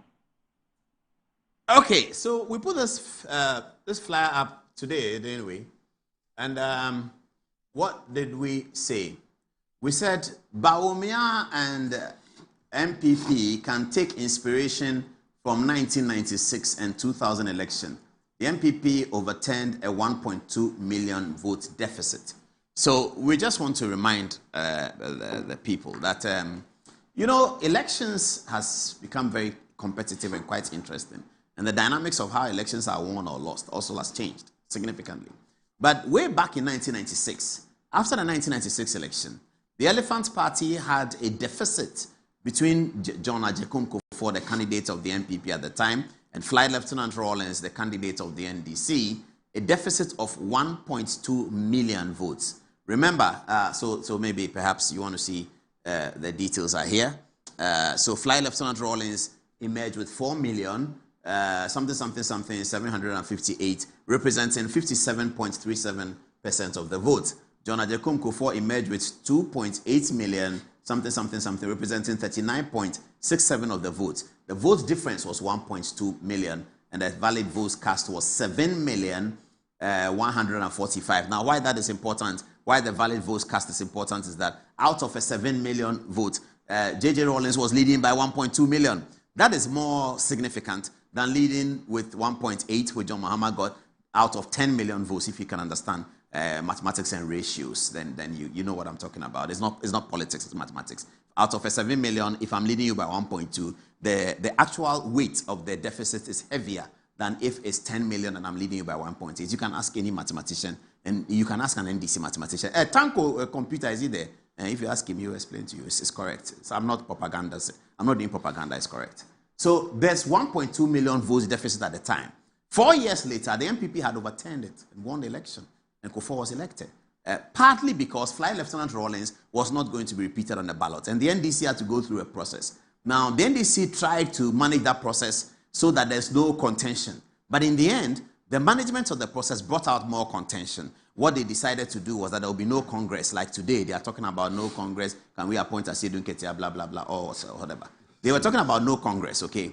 And so as a result of the no Congress, Flight Lieutenant Rawlings, who was the dominant figure of the party, was made to make a pronouncement. That chapter is in my book. It's in the book. You can get it at University of Ghana, EPP, everywhere. I've dealt with it in some great detail because I saw Guzitano almost every day in the year 2000, the election year. I saw him almost every day. And he will be with his people. I'll be in their meetings. So I have a lot of information on that era, and I've put it in the book. So J.J. Rawlings was made to say. That's why I'm using the expression made to say. If you read the book, you understand who made him to say. He was made to say. Later on, he got upset with that process. The Swedru Declaration. He was very angry with it later on. Later when he got to see how the whole thing was done. So he was made to say that Professor Mills is his successor. Because of J.J. Rawlings' towering figure in the NDC, nobody could say anything about that. Some young men in the party decided to leave the party to form their own party because of this declaration that was made. The Swedru Declaration became one of the biggest nemesis of the NDC in the Fourth Republic, and you can read a lot of that in the book. So the deficit was 1.2 million. They tried to manage the Congress. It didn't work. This time, there's no towering figure in the NDC who is going to say, as John Mahama is president, that John Mahama will say that, oh, my successor is Kaysel Ato-Forson. No, it's not going to work. They have to go and fight it out, slug it out, deal with it. Share 32-inch TV if you have. You share microwave if you have, and then you see what happens. They know how to share 32-inch TV, and NDC, they are very good. Very, very smart people. They can share 32-inch TV. So MPP, bring back Bawumia to me, please. MPP had a deficit of 1.2 million to deliver at that time. And they did. They surely did. So if with unity behind Dr. Bawumia and with what Dr. Bawumia's caliber promises. What's his caliber promises? And with unity behind him, the MPP should be able to overcome the 1 point. Is it 2 million or something deficit? Because this was 1.2. It looked like it's unachievable. It looked like it's unsurmountable. But here it was. 4 years down the line. 4 years. Kufuor was elected in October 1998. 1998 to the election 2000 so he was elected in October 1998. October 1999 was 1 year. October 2000 was 2 years. So 2 years, 2 months. With 2 years, 2 months of campaign, John Agyekum Kufuor had overturned the 1.2 million deficit. So this is 1.7 million deficit. Out of 11 million people voting, Charlie, there's hope, man. And Bawumia's caliber promises it. So bring me back, Bawumia. Let me end this one at this stage. It's getting late now. So, Doc, we are with you. This thing is very doable, and your caliber promises a lot. You will be able to deliver it. Let's start the work now and see what happens.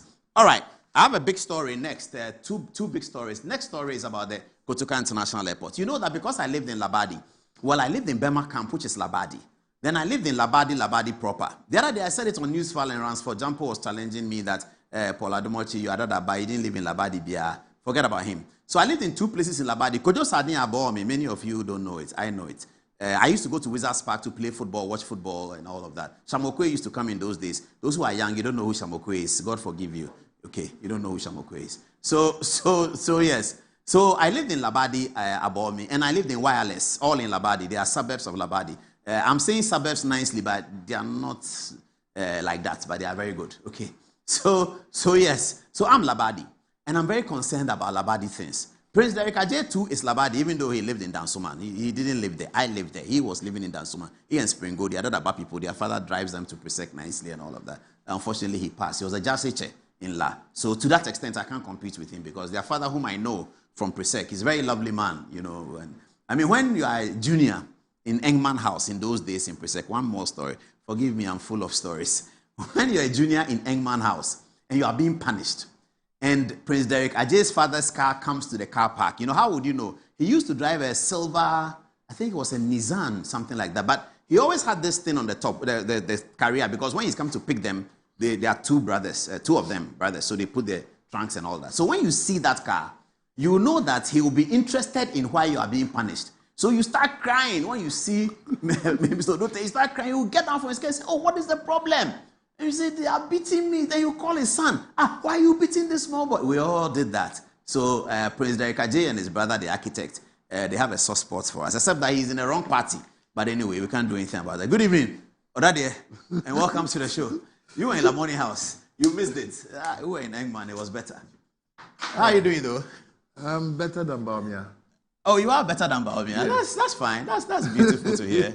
You've been doing a lot of campaign today, eh? Oh, campaign has started, though. Are you being bought? Oh, me bought? Yes. Bought from who? Bawumia. Oh, Bawumia needs to buy me to speak about truth? No, I'm not even buying you to speak about my dad. No, you didn't. So Bawumia doesn't have to. I'm speaking truth. So, but is anyway. it true that the people of La are not particularly happy about Accra Airport? I'm happy you finally made a very good statement about La. Rather than say Labadi. I'm sorry about that. In fact, my attention was drawn to it by Nungwe. He wants me to mention his name. Nungwe is in La. He's my friend. Yeah. He called me and told me, Labadi, Charlie, So I'm sorry about that. La. Sorry, forgive me. Yes. Well, so are the people of La, are they worried about airport being Accra? First, I think I must put on record that I would have to leave early because tomorrow the spiritual leader of La, the La Mawulomo, who is dead, will be brought in, and the day after interred at the La Royal Palace. And we are in mourning. So now we don't have a chief, we don't have the Jasi chair, and we don't have the Wulomo too. The Wulomo is the one who's just passed? Yes. Jasi chair was your dad, he's gone. And then La Manche too is gone. Yeah, Nipo beat the issue. And you know the history behind that. You know the La people are spiritual people. So in reality, the leader was the Wulomo. But when it came to the issue of chieftaincy in modern times, decided to now separate the two and have a Manche who is holding the executive power and then the Wulomo who is holding the spiritual power. So the La Manche and the Wulomo together make that entity that we had before. And it is the La Manche who is supposed to, as it were, bury this one and put in place a new one. He's not there. But we are being forced to bury him because we can't invent one today. Hopefully very soon we'll have a new La Manche this year. And then a new La Wulomo also this year. But before that, we'll have the Jasiche and other things also put in place. And we hope you all pray for us and help us through. But are you qualified to become the next Jasiche? As a son of the old Jasiche? I think you are. Oh, why this mischief? Oh, no, maybe you can't answer that question. But no, it's not that. The sons are qualified? No, I know you said you've lived in La for so long. Yes, yes. And you're a well-educated person and you like to do research. So if you've done research, you will know that we do rotation. The rotation, yes. It's rotating from the house. Okay. Yes, so it will come back to you? Eventually. Okay. Eventually, but we'll have to go through 4 gates. So now that it's left my side, in fact, my family house, that's the Akonowe, is the first house in La. And that's the stool house. That's the La stool itself. Okay? And so other gates were created. It's moved from there to the next one where the chief left. And the chieftaincy has left where it is to where the MP, that's Rita Odole Sowa's family. And then it moves in that cycle. Okay. So eventually it will come, but maybe not. Oh, the MP is a Sowa? Yes. Okay. She's my cousin. She's from, okay, so we have So she's probably cousins with the old MP, Obama? Yes. Okay. He's also another cousin. So we have, do All you that, want us yeah, to dedicate today to... No, we'll get to that, But about the airport, what's the concern? Well, okay, so Ni Aje Onano. Ni Aje Onano. The 5th. Okay. Who happens to be my grand uncle because my dad's father, Aje Manche, would have been chief, but his brother, he deferred to him. So he was the chief. That's the Ni Aje Onano. He gave most of the lands for national development, including the University of Ghana, the aviation, that's the civil aviation. Where The airport. Where your people have shared. No, the civil aviation. Which civil aviation? Oh, wireless. You see, you've forgotten civil Do you aviation. mean wireless? Yes, the wireless. Okay. And not just... AU Village. It wasn't AU Village. It was wireless. Yeah, I know. You people took it and made it AU Village. You shared it. And then yeah. Akufo-Addo came after Akufo to share the rest of the 60 among himself, Baumia, Addison, and Ken Ofori-Atta and others who have departed this land. They've shared that land. Okay. Amongst themselves. Well, fair enough. So you are talking about the aviation. But that was meant for allowing planes to land safely. Is that true still? Yeah, Is this still true? You worked at the Ghana Airways. Well, the technology had advanced according to the Reko Brobe report of Ghana 50. Yes. Technology had advanced. So the wireless poles were no longer being So relied on. why are they still there? The wireless poles? Yes. The rest, I don't know. But they were not relied on for flight. But it's a frequency, so you can use it for something else. No, but have you been told what it's being used for? That's something else? No, I don't know, but it's a frequency. But don't you want to know? Oh, you can tell me. I am telling you that they are obsolete, like you said, but people are using it to steal land. That is the new purpose. To steal land? Yes. They're using the pole? Yes. I don't understand. They are pretending that those poles are still meaningful, when indeed you and I know, and you have actually asserted that they are useless. No, they're not useless. They are no longer for plain landing. It can be used by the National Communication Authority. There are frequencies. They're for helicopter dropping? Well, there are frequencies. It can be used for, Motorola conversation before military. It can be used for many things. It's a frequency. And you're Baumia's campaign manager. See what you're telling us. No, I'm just saying that it will be used for Motorola. No, what I mean, it can be used for communication among security people. It's a frequency. Do you know that for a fact, or you're just... No, I'm telling you what it can do. It's a like frequency. Like Baumia can win 2024. No, I'm quite serious. I mean, it's a frequency that people have because I sat on the NCA board, so I understand it. Yes. It's a frequency. It can be used for plane, can be used for radio, it can be used for many things. So tomorrow, tell Ghanaians what it's actually being used for. I don't know. You should ask the current NCA people. No. Ask some judge. You are the host of this program. Yes. And you are educating Ghanaians. Yes. You're not entertaining Ghanaians. Okay. So find that out and tell Ghanaians tomorrow that those posts are meaningful, they are not useless, they are not being used to steal lands like the military is stealing the Plecho lands and stealing all other lands using a statue and all that. What statue? Major Muhammad statue. The cemetery. Yeah, the Major illegal, Muhammad, the airport hills. Yes, and the illegal military cemetery. The cemetery where Kofi Annan is buried, where J.J. Rollins is buried. Where everybody else is illegal. Buried. You don't know that? No. Charlie Paul, there's a lot you don't know. But how is it illegal when all of us go there? President Akufo-Addo went there, President Mahama has been there, we buried Park with him, Mr. Atta there. How is it illegal? So if Baba Jamal gives TV sets and Baumia gives pickups, is it legal? Because Baumia also gave pickups, 300 pickups. No, and I'm somebody saying gave that- 32-inch but you know, TV the sets. people who can put out the illegality, the heads of states, the ministers, they've all gone there to bury Rawlings. No, We buried forget Ambassador Kofi Annan there. Many people are doing wrong things. When you say it's illegal, what does it mean? Okay, The land is for so who? legality is defined by law. Yeah. Okay, so to set up a morgue or a cemetery, clearly there are health implications. All right? There are the health people who have to certify, then the environmental protection people, the agency people. None of them certify these things. In fact, that Trust. Ladma did not was not even aware. I went to a town hall meeting, and that's why I know for a fact the army was represented there. They were asked these hard questions. Who, the army? Yes. They didn't have any permit. They just, you see, a lot of crime is being done through the military. They are just like land guards who are using our taxpayers' monies and the weapons we've given Who them. first took to that steal. land? It doesn't matter who first stole Kenke in Ghana. The first thief doesn't matter. The point is that let's stop stealing, like we want to stop vote buying. It's not about whether Bawumia gave 300 pickups or somebody gave 32-inch TV sets. How many pickups or how many TV sets can buy a pickup? Can you do that math for me? No, the thing was that Baba Jamal gave the TV, the lady gave microwave. No. So I'm it talking was a about, lot. I'm talking about Bawumia's pickups. Which pickups? 300 pickups. It's in your thing. Which thing? Look, I came here with material from your He gave it your 300 other studio. pickups for who? Your To other who? studio. It's all He gave here. it to who? To the party. He claims As his contribution to the election. And what was Baba Jamal's contribution? Maybe for? people think that Baba Jamal gave it to an individual to vote for him. If Bawumia is giving to the party, So maybe he that's was a different empowering the base. Okay, fair enough. This is NDC matter. No, it's But not the about- committee I'm says it's saying- fine. It's no, okay. no, I'm just saying that Bawumia was empowering the base. He was with pickups. Contributing to the party. And Baba Jamal was allowing more people to watch you tonight. Okay. By You giving know them more TV. people are watching. Yes. Fair enough. We don't have any problem with it. That's fine. So Anyway, let's go but on. I'm not here to defend Baba Jamal. Okay, if so- he's done wrong, he should pay for it. So why I believe why will La not be happy with the airport being named after Accra? Okay, so here's the story. Once upon a time, you like telling stories, so let me tell one. Now, once upon a time, the La people gave a lot of lands for national development. And the chief at the time, that's Nia Jonano, who gave all these lands for national development purposes strictly and not for third-party use, as is being today seen, where politicians and all manner of people are annexing state lands, bungalows, and other stool lands that belong to the La people and other stools elsewhere across the country. Indeed, this phenomenon started in Accra, but now has spread across the country, and so people are beginning to understand why we are saying the things that we say.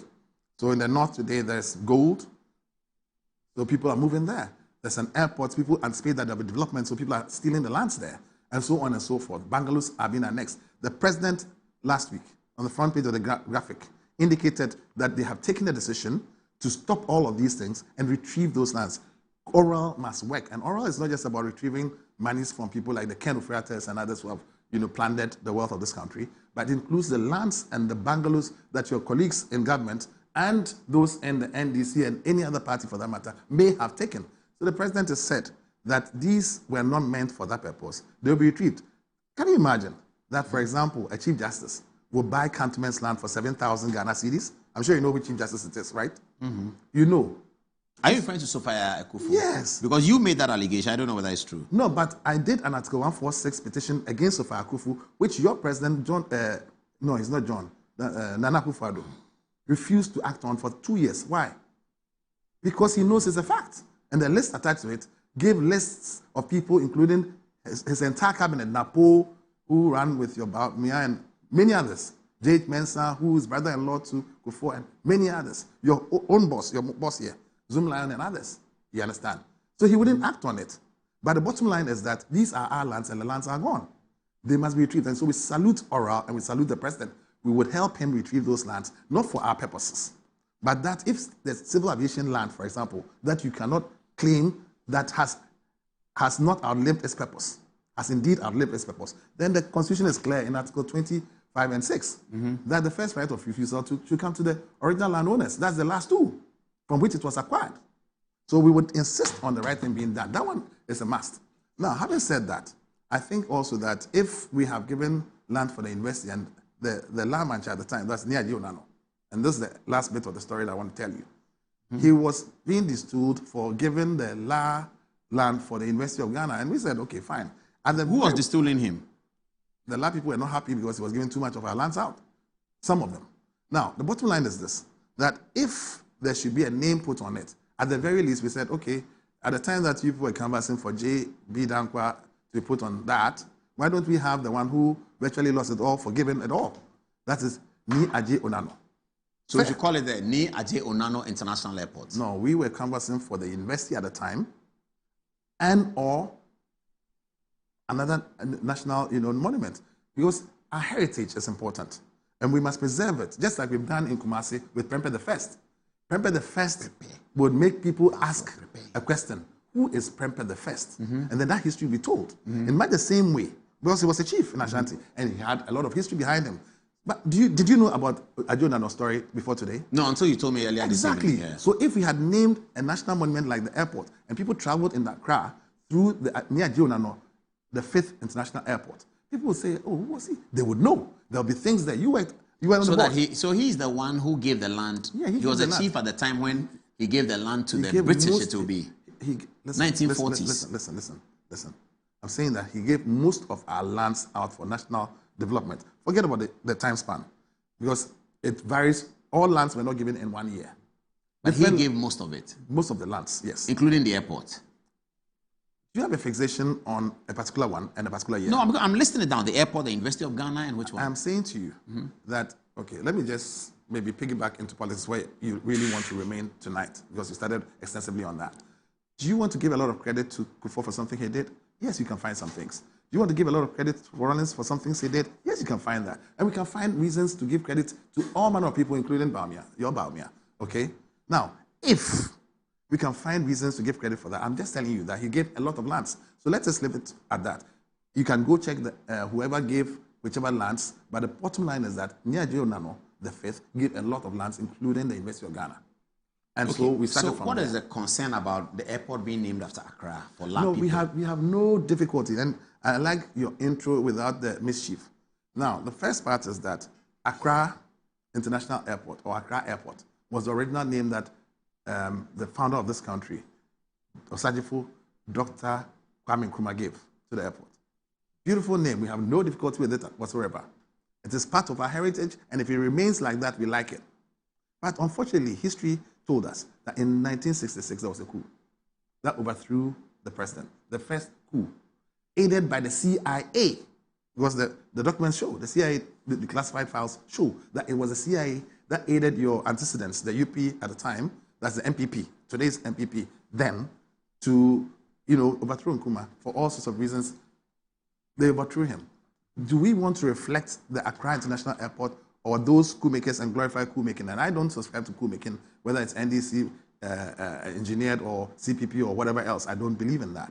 So I'm saying to you that if we want the story told right, then Accra is fine. We have no difficulty. But if we think that Accra is not good enough, then I think Prempeh the First is good enough for the heritage purpose, then who else but the one who gave most of the lands? That is the story of Ni Aje Onano the 5th. But we are happy to have him at the University of Ghana for the reasons I've told you and maintain the Accra International Airport for the purpose of history. Okay, so your real preference is that Ni Onano be named after the University of Ghana, but Exactly. Accra Airport is fine. Very fine. I mean, didn't you enjoy your time there as board chair of the Ghana? Thank you very much. That's Prince Derek Aje. I think he's made the point. It's 8 minutes at the top of the hour. Let's go to Fatih for text, and then we have a break afterwards when AJ Bafo is here. Thank you, Prince. Thank you, too. Hi, Fatih. And Go on. very little mischief after I'm gone. Thank you, Paul. But it looks like most of our viewers are not really happy with your conversation, Mr. Prince. Akosia ever says, did Dr. Bawumia buy the pickups for individuals to vote for him or bought it for the party to work? Henry says, what is he talking about? He should stick to his issue and stop comparing unnecessarily. Kofi Dade says, this man is so bitter. Watching his submission is such an eyesore. Aaron Francis says, I love this man, how he handled this issue. Paul, how many TVs can one buy? Sylvia Abraham says, must everything be named after Accra? Kumasi has a sports stadium named Babayara. one of the greatest footballers in the 90s. Please, let's stop all this and stop wasting taxpayers' money. Yeah, February says the dynamics of the 1996 and 2000s general election as compared to 2024 and 2028 general election looks similar to the NPP. So they should use it as a case study to inspire them to emerge strongly united after the election of Dr. Bawumia to win power in the coming 2028 election. So Sylvia Abraham says Accra was given by the former President J.J. Rawlings during the time he was dividing Ghana into regions. Let's go back and see who owns the lands. The airport is on, and it's going to be Eastern Region. The Accra land does not belong to Accra. It is for the Eastern Region. And lastly, coming from Benedanso, she says, in order to put a stop to vote buying, the following strategic measures should be enforced. People interested in party politics must enline and take their membership cards, pay their dues, and ensure they are always in good standing to enable them contest and also vote in any party structure, elections at all levels. And lastly, place a permanent ban on such unpatriotic aspirants as the candidates from ever contesting any political office. Now back to you, Paul. Come back to the show. Thank you very much, Fatih. It's 5 minutes at the top of the hour, and Manchester United game, I've been told, ended at 1-1. So the league table position doesn't quite change because Chelsea drew. Chelsea could have taken advantage of it and gone up, Manchester United. But it's 1-1. Okay. Lawyer J. Bafo is here. Lawyer, good evening. Welcome to the show. Good evening, my brother. Happy New Year. Happy New Year. MPs have been under pressure in our Yawasu East. Potential MPs sharing a few things.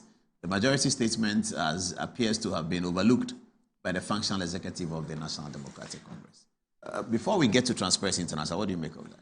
For me, there is something which I've observed. There seems to be a gulf between the national executives of the NDC and the government. A gulf? There's a gulf between the two parties, the two entities. Mm-hmm. It's as if there's some entrenched, it might be a perception, but that really, politics, perception is everything in politics. Some entrenched positions? There seems to be the position that President Mahama, take your government, and we are taking our party.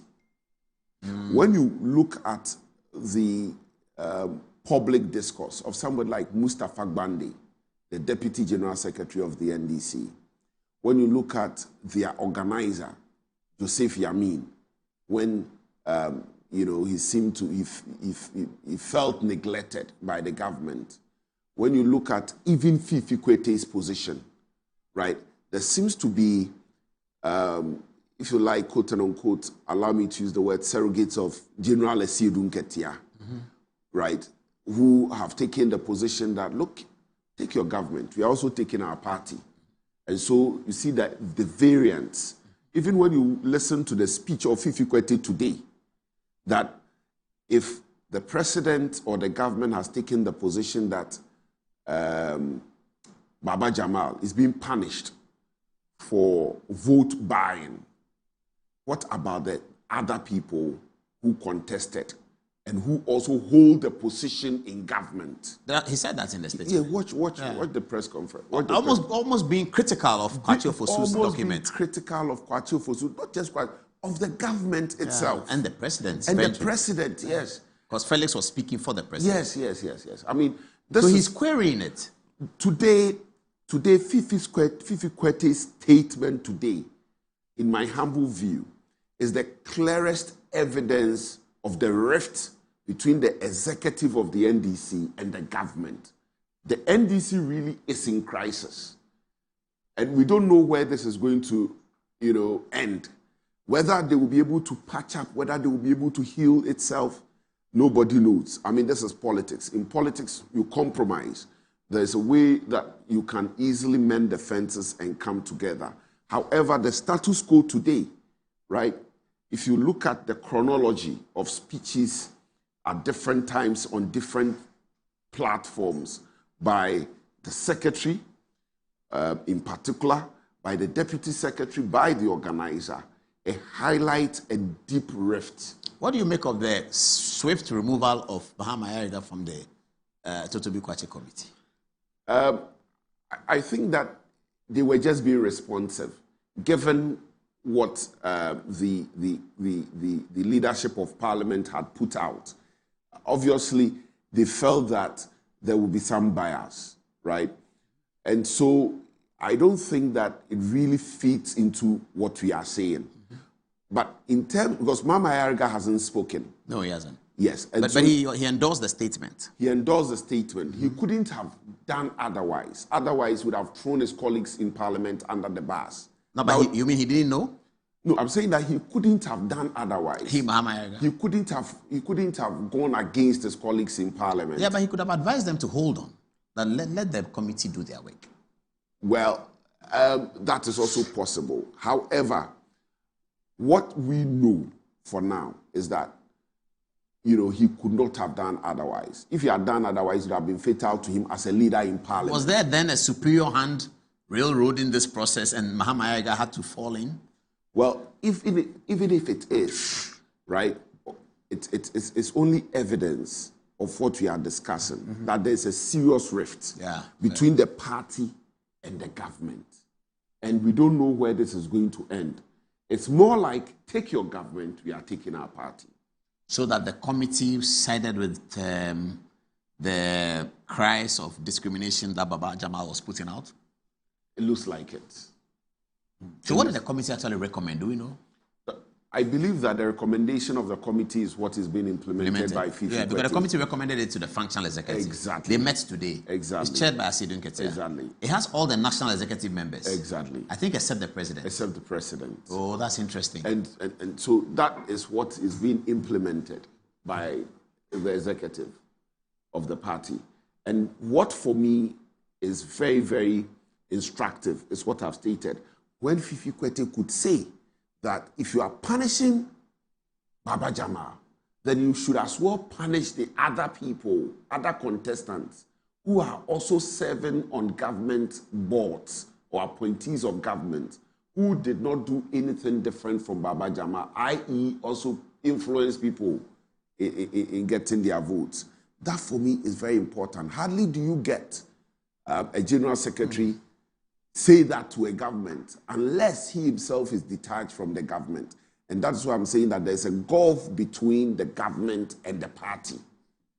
Let's get back onto the other one. You had been complaining since February 2025 that the Attorney General's way of managing the processes under Godfrey Tokonu and also the prosecutions that he had issued for cases that he had inherited, most of which was had the accused persons being important members of his party, the National Democratic Congress, indeed the ruling party.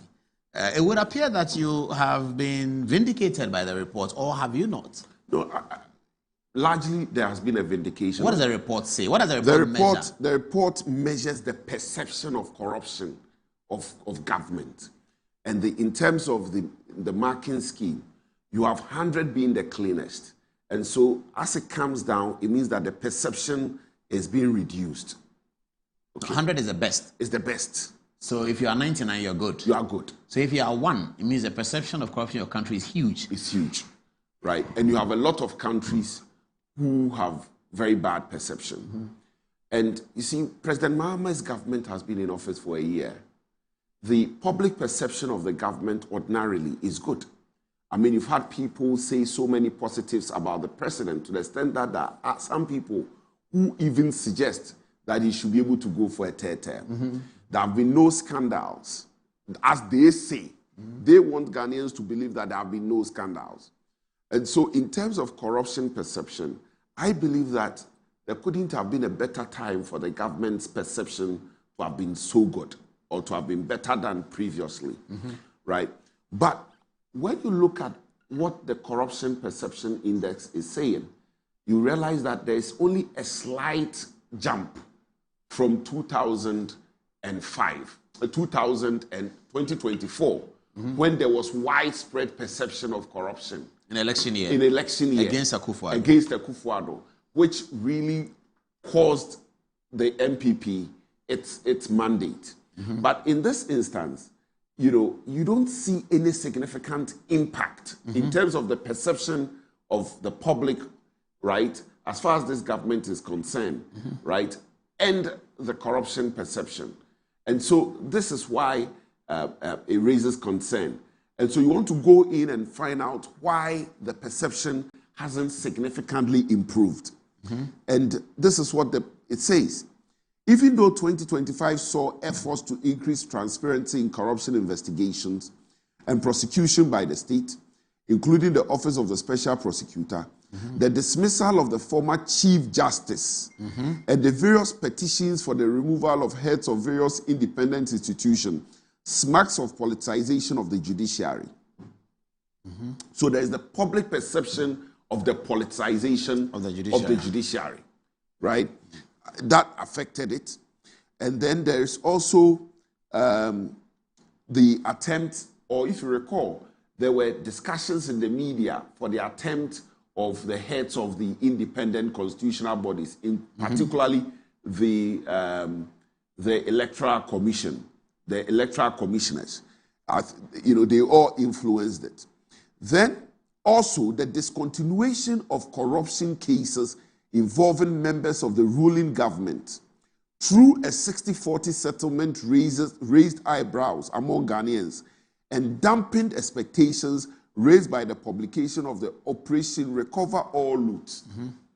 And so the nollie prosequis that were also filed by the Attorney General created, some confidence deficit in the Ghanaian public that, look, if you are going to withdraw cases or discontinue cases involving members of your party, then, of course, can you be trusted in the fight against corruption? You see, and that is very important because Ghanaians are used to ruling governments only prosecuting members from the other side.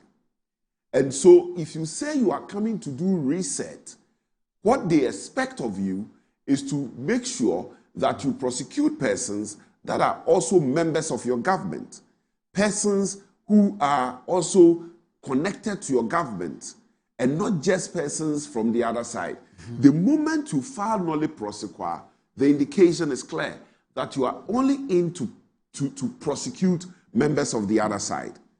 Well, and that was very significant. It's also significant to the extent that, look, during your reign, will you have confidence to prosecute members of your government? And so that really has affected the confidence of the public in this government. And that is why the corruption perception did not see a significant jump. Even though the government had been in power for just 1 year, it's supposed to be pursuing Operation Recover All Loot, it's supposed to be, holding press conferences, telling how bad the other government had conducted itself in terms of the management of state resources and so on and so forth. Yet, the Ghanaian public does not have confidence in this government in terms of its fight against corruption. And that, for me, speaks volume. It feeds into the narrative that there's a difference between the virtual perception of a government and the actual perception. The virtual perception is what you are made to think or feel of a certain government. That is the optics. And so now the PR of this government seems to be going well. And what they miss is that between 2013 and 2016, they had a similar PR because they were taking very good care of some of the media men, right? And civil society. And civil society. Between 2013 and 2016, there was a similar situation. And so when they lost 2016 elections, President Mahama himself was shocked to the marrow. If you recall, he was dazed because his virtual perception appeared good, but the actual perception was different. And so between January 2017 and January 2025 and January 2026, we've all been made to think that all is well with this government. And if you recall, prior to recess, one of the things that came up, for instance, in the Chamber of Parliament was that some of the NDC members of Parliament were touting themselves that, look, this is the first time a government has been in power for 1 year without a scandal. If a government has been in power for a year without a scandal, then the corruption perception should be good. But here we are. The public's confidence in this government in terms of the fight against corruption is low. The public doesn't trust the government to be able to fight corruption. And it's based on the government's own actions. Government's own actions. Not something that hit them international. No. The decisions they made. The decisions to remove they made. Tokonu. Yes, to remove Tokonu, right? So post this report, for instance. Don't be surprised to see a report which is negative as far as this government is concerned in terms of its human rights record. For instance, today, Kofi Ofosu, the former chief executive of NEIP, has been arrested. For what? Because he said on radio there was a banter between himself and an NDC representative on a TV, Sumpa, where allegations were made that during the MPP administration, scholarships were sold. And he said, yes, this has always been a systemic problem. And that is why he thinks that Dr. Mahmoud Bawumia's solution of digitalization can help curb the situation. And that, given the opportunity, Dr. Bawumia, when he's president, these things won't happen. Then they said, the guy retorted by saying that, Kofi retorted by saying, look, even today, I know somebody who has purchased a scholarship. And that person, right, we can't provide details back because it's likely to injure him, right? Now he's he said on the radio that he can't provide details. He can't provide details because it's likely to injure the person. Yeah. Now the secretary to the president. But he's a whistleblower in that case. Kofi is a whistleblower, and he's entitled, therefore, in law, to keep the name to himself. Exactly. That notwithstanding, they invited him on Thursday. He went. He volunteered information as much as he can. I mean, even divulge his source. And that he voluntarily even gave the phone number of his source so that the source could be contacted. He comes out, release a statement that yes, because an NDC person had put out a statement that Kofi Ofosu had been picked up and so on and so forth. To clear the air, he said, yes, I went, I was invited, I went, nobody picked me up. Subsequently, pressure is mounted on the BNI, now the NIB, to invite him again. Yesterday, when they invited him, he was visiting his sick father in Kumasi, right? They said that he has to come to Accra. He said, look, the only time I can come is Wednesday because I need to be, with my dad, right? Guess what? They say he must come to the BNI, he must report to BNI today at 11 o'clock. He goes to the BNI today at 11 o'clock, and then they've arrested him. They went to his house to conduct a search. When he was brought back to the BNI, we're all with him. Subsequently, they moved their vehicles, and we don't know where he is. As you speak? As we speak. Are you not counsel for him? I'm counsel for him. We don't know where he is, and I've said it on radio. I've said it elsewhere. We don't know where the BNI has taken him. The BNI didn't even have the courtesy to tell us that your client is being detained. The BNI couldn't even say that. And so tomorrow, don't be surprised to see a report, for instance, by International Human Rights Group that the perception of the public in terms of this government's human rights record is not good. Even though he will be doing a lot of PR, right? But things like human rights, right? The perception of the public as far as the government is concerned is going to deteriorate. And that is how it works. And so I use this as an example to show you how bad the public may be seeing the government, but in the public space, because of the PR by the media, by people who are benefiting directly from the government, you can see that they'll be saying good things. But look, don't be surprised that if President Mahama was to even attempt to go for a third term, which is impossible constitutionally, he may have a shock of his life and say,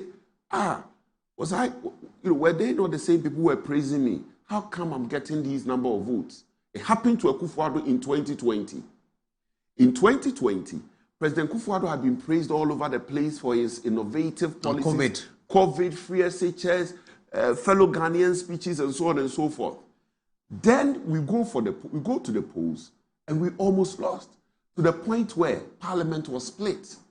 And this is why almost every government that has sought a second term came close to losing. Because there's always the difference between the virtual perception of the government and the actual perception. For instance, cocoa farmers. So if it continues like that, cocoa farmers are likely to say that, look, we're better off under the MPP. So contrary to what we're made to believe, let's vote for the MPP. So you go to the polls and you are shocked, right? So there's a difference between the virtual perception of the government and the actual perception. I think that's an excellent point. Fatih, what are people saying about virtual and actual? And then we can be wrapping up. It's 30 minutes past the top of the hour at 11 o'clock. Right. Thank you, Paul. Benadansa says it was only a matter of time for Ghanaians to see the true colors of the distasteful NDC and John Mahama. In just 1 year and nearly 2 months, the NDC has been the direct opposite of everything they preached in opposition. Henry Nyako says Karma is really dealing with NDC. Kofi Mensah says NDC, unlike NPP, knows how to fight, but knows how to reconcile. This rift in NDC is just temporary. They will soon come back together to fight NPP. Safoi says from day one, they knew Baba Jamal was going nowhere. Everything was done just to test the mood of Ghanaians, manage public outrage, and create the illusion of accountability. At the end of the day, the script never changed. One in town says, please ask your guest. I think this is regarding the interview we did first. Please ask your guest to be respectful for once. The president is not your president, as he referred, but the president of Ghana. This kind of disrespect towards former President Akufo-Addo must stop. It has become demeaning to suggest that belonging to another political party means the sitting or former president is not your president. That is not democracy. Sorry, that is not governance. Nor is it the practice of democracy. And lastly, coming from Junior Akbar Tamle, says NDC always likes to talk about people's matter, but when it comes to their own, they don't want people to talk about it. Now back to you, Paul. What are your final words on this show? My final word is that, Mr. President, very respectfully, when sometimes we speak, you may think that we are against you, we are not against you. If you do well for the entirety of Ghana. And that I'm just praying that you should begin to see that everything is being done in your name. If it is right, you get the praises. If it is wrong, you get the condemnation. In the 1960 Constitution, 64 Constitution, when Kwame Nkrumah decided to make Ghana a one-party state, he didn't do it alone. He did it with Parliament. But history gives the account of Ghana becoming a one-party state under the authority of Osagyefo Dr. Kwame Nkrumah. And so the buck will always stop with you. Please, please, please, in your legacy here, don't let people abuse power in your name. Let them free Kofi Ofosu. If Akufo-Addo did not allow people to be jailed, to be arrested for publishing the Ejapa book, totally fake, then please don't criminalize free speech. That is not what is going to make your legacy a better one. What will make your legacy a better one is tolerance. Tolerance and pursuing with conviction what you believe to be of the national good. And so please, please, those who want to soil your name or soil your legacy are those who are behaving as though they love you more than anything or more than anybody. Thank you very much. That's a very solid presentation by Lawyer Jeba for always articulate. Thanks for watching Good Evening Ghana. A lot coming up this week. Baba Jamal is cleared to contest. His name will go to Electoral Commission later this week. Do you know when the election is taking place in Iowa East? No. I think later this week the election itself will occur. Notice of poll. Yeah, because it's 30 days or so after the notice and a few days. They have some time limit. It's the death of an MP. So 60 days. Within 60 days since he died. Since he died. Yeah, so we are getting there. Yes. All right. No, it says notice of it was sent by the speaker. Yeah. Okay. So, yes, that's it for Good Evening Ghana tonight. Thanks for watching. Good night.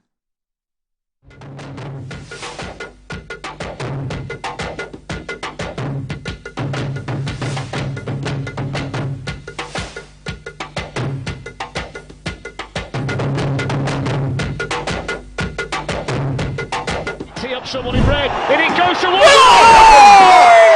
Do not say! That's who goal is for. I got 5 Champions League. You want to know? I be the real goal, chairman. I I be the real goal. The left magician, the left magician.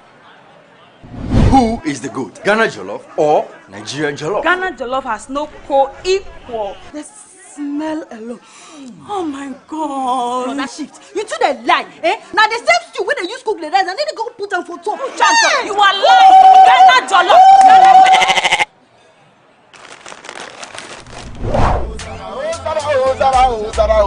Are you busy? Forget everybody, yeah? My guy. Put some respect on the goat. On the goat. The only goat I know lives in Tama. Every year, we dey give to you back to back. We are talking about BET. I want some Yadiaji face. Except be the goat, huh? My guy, he be the goat. Though our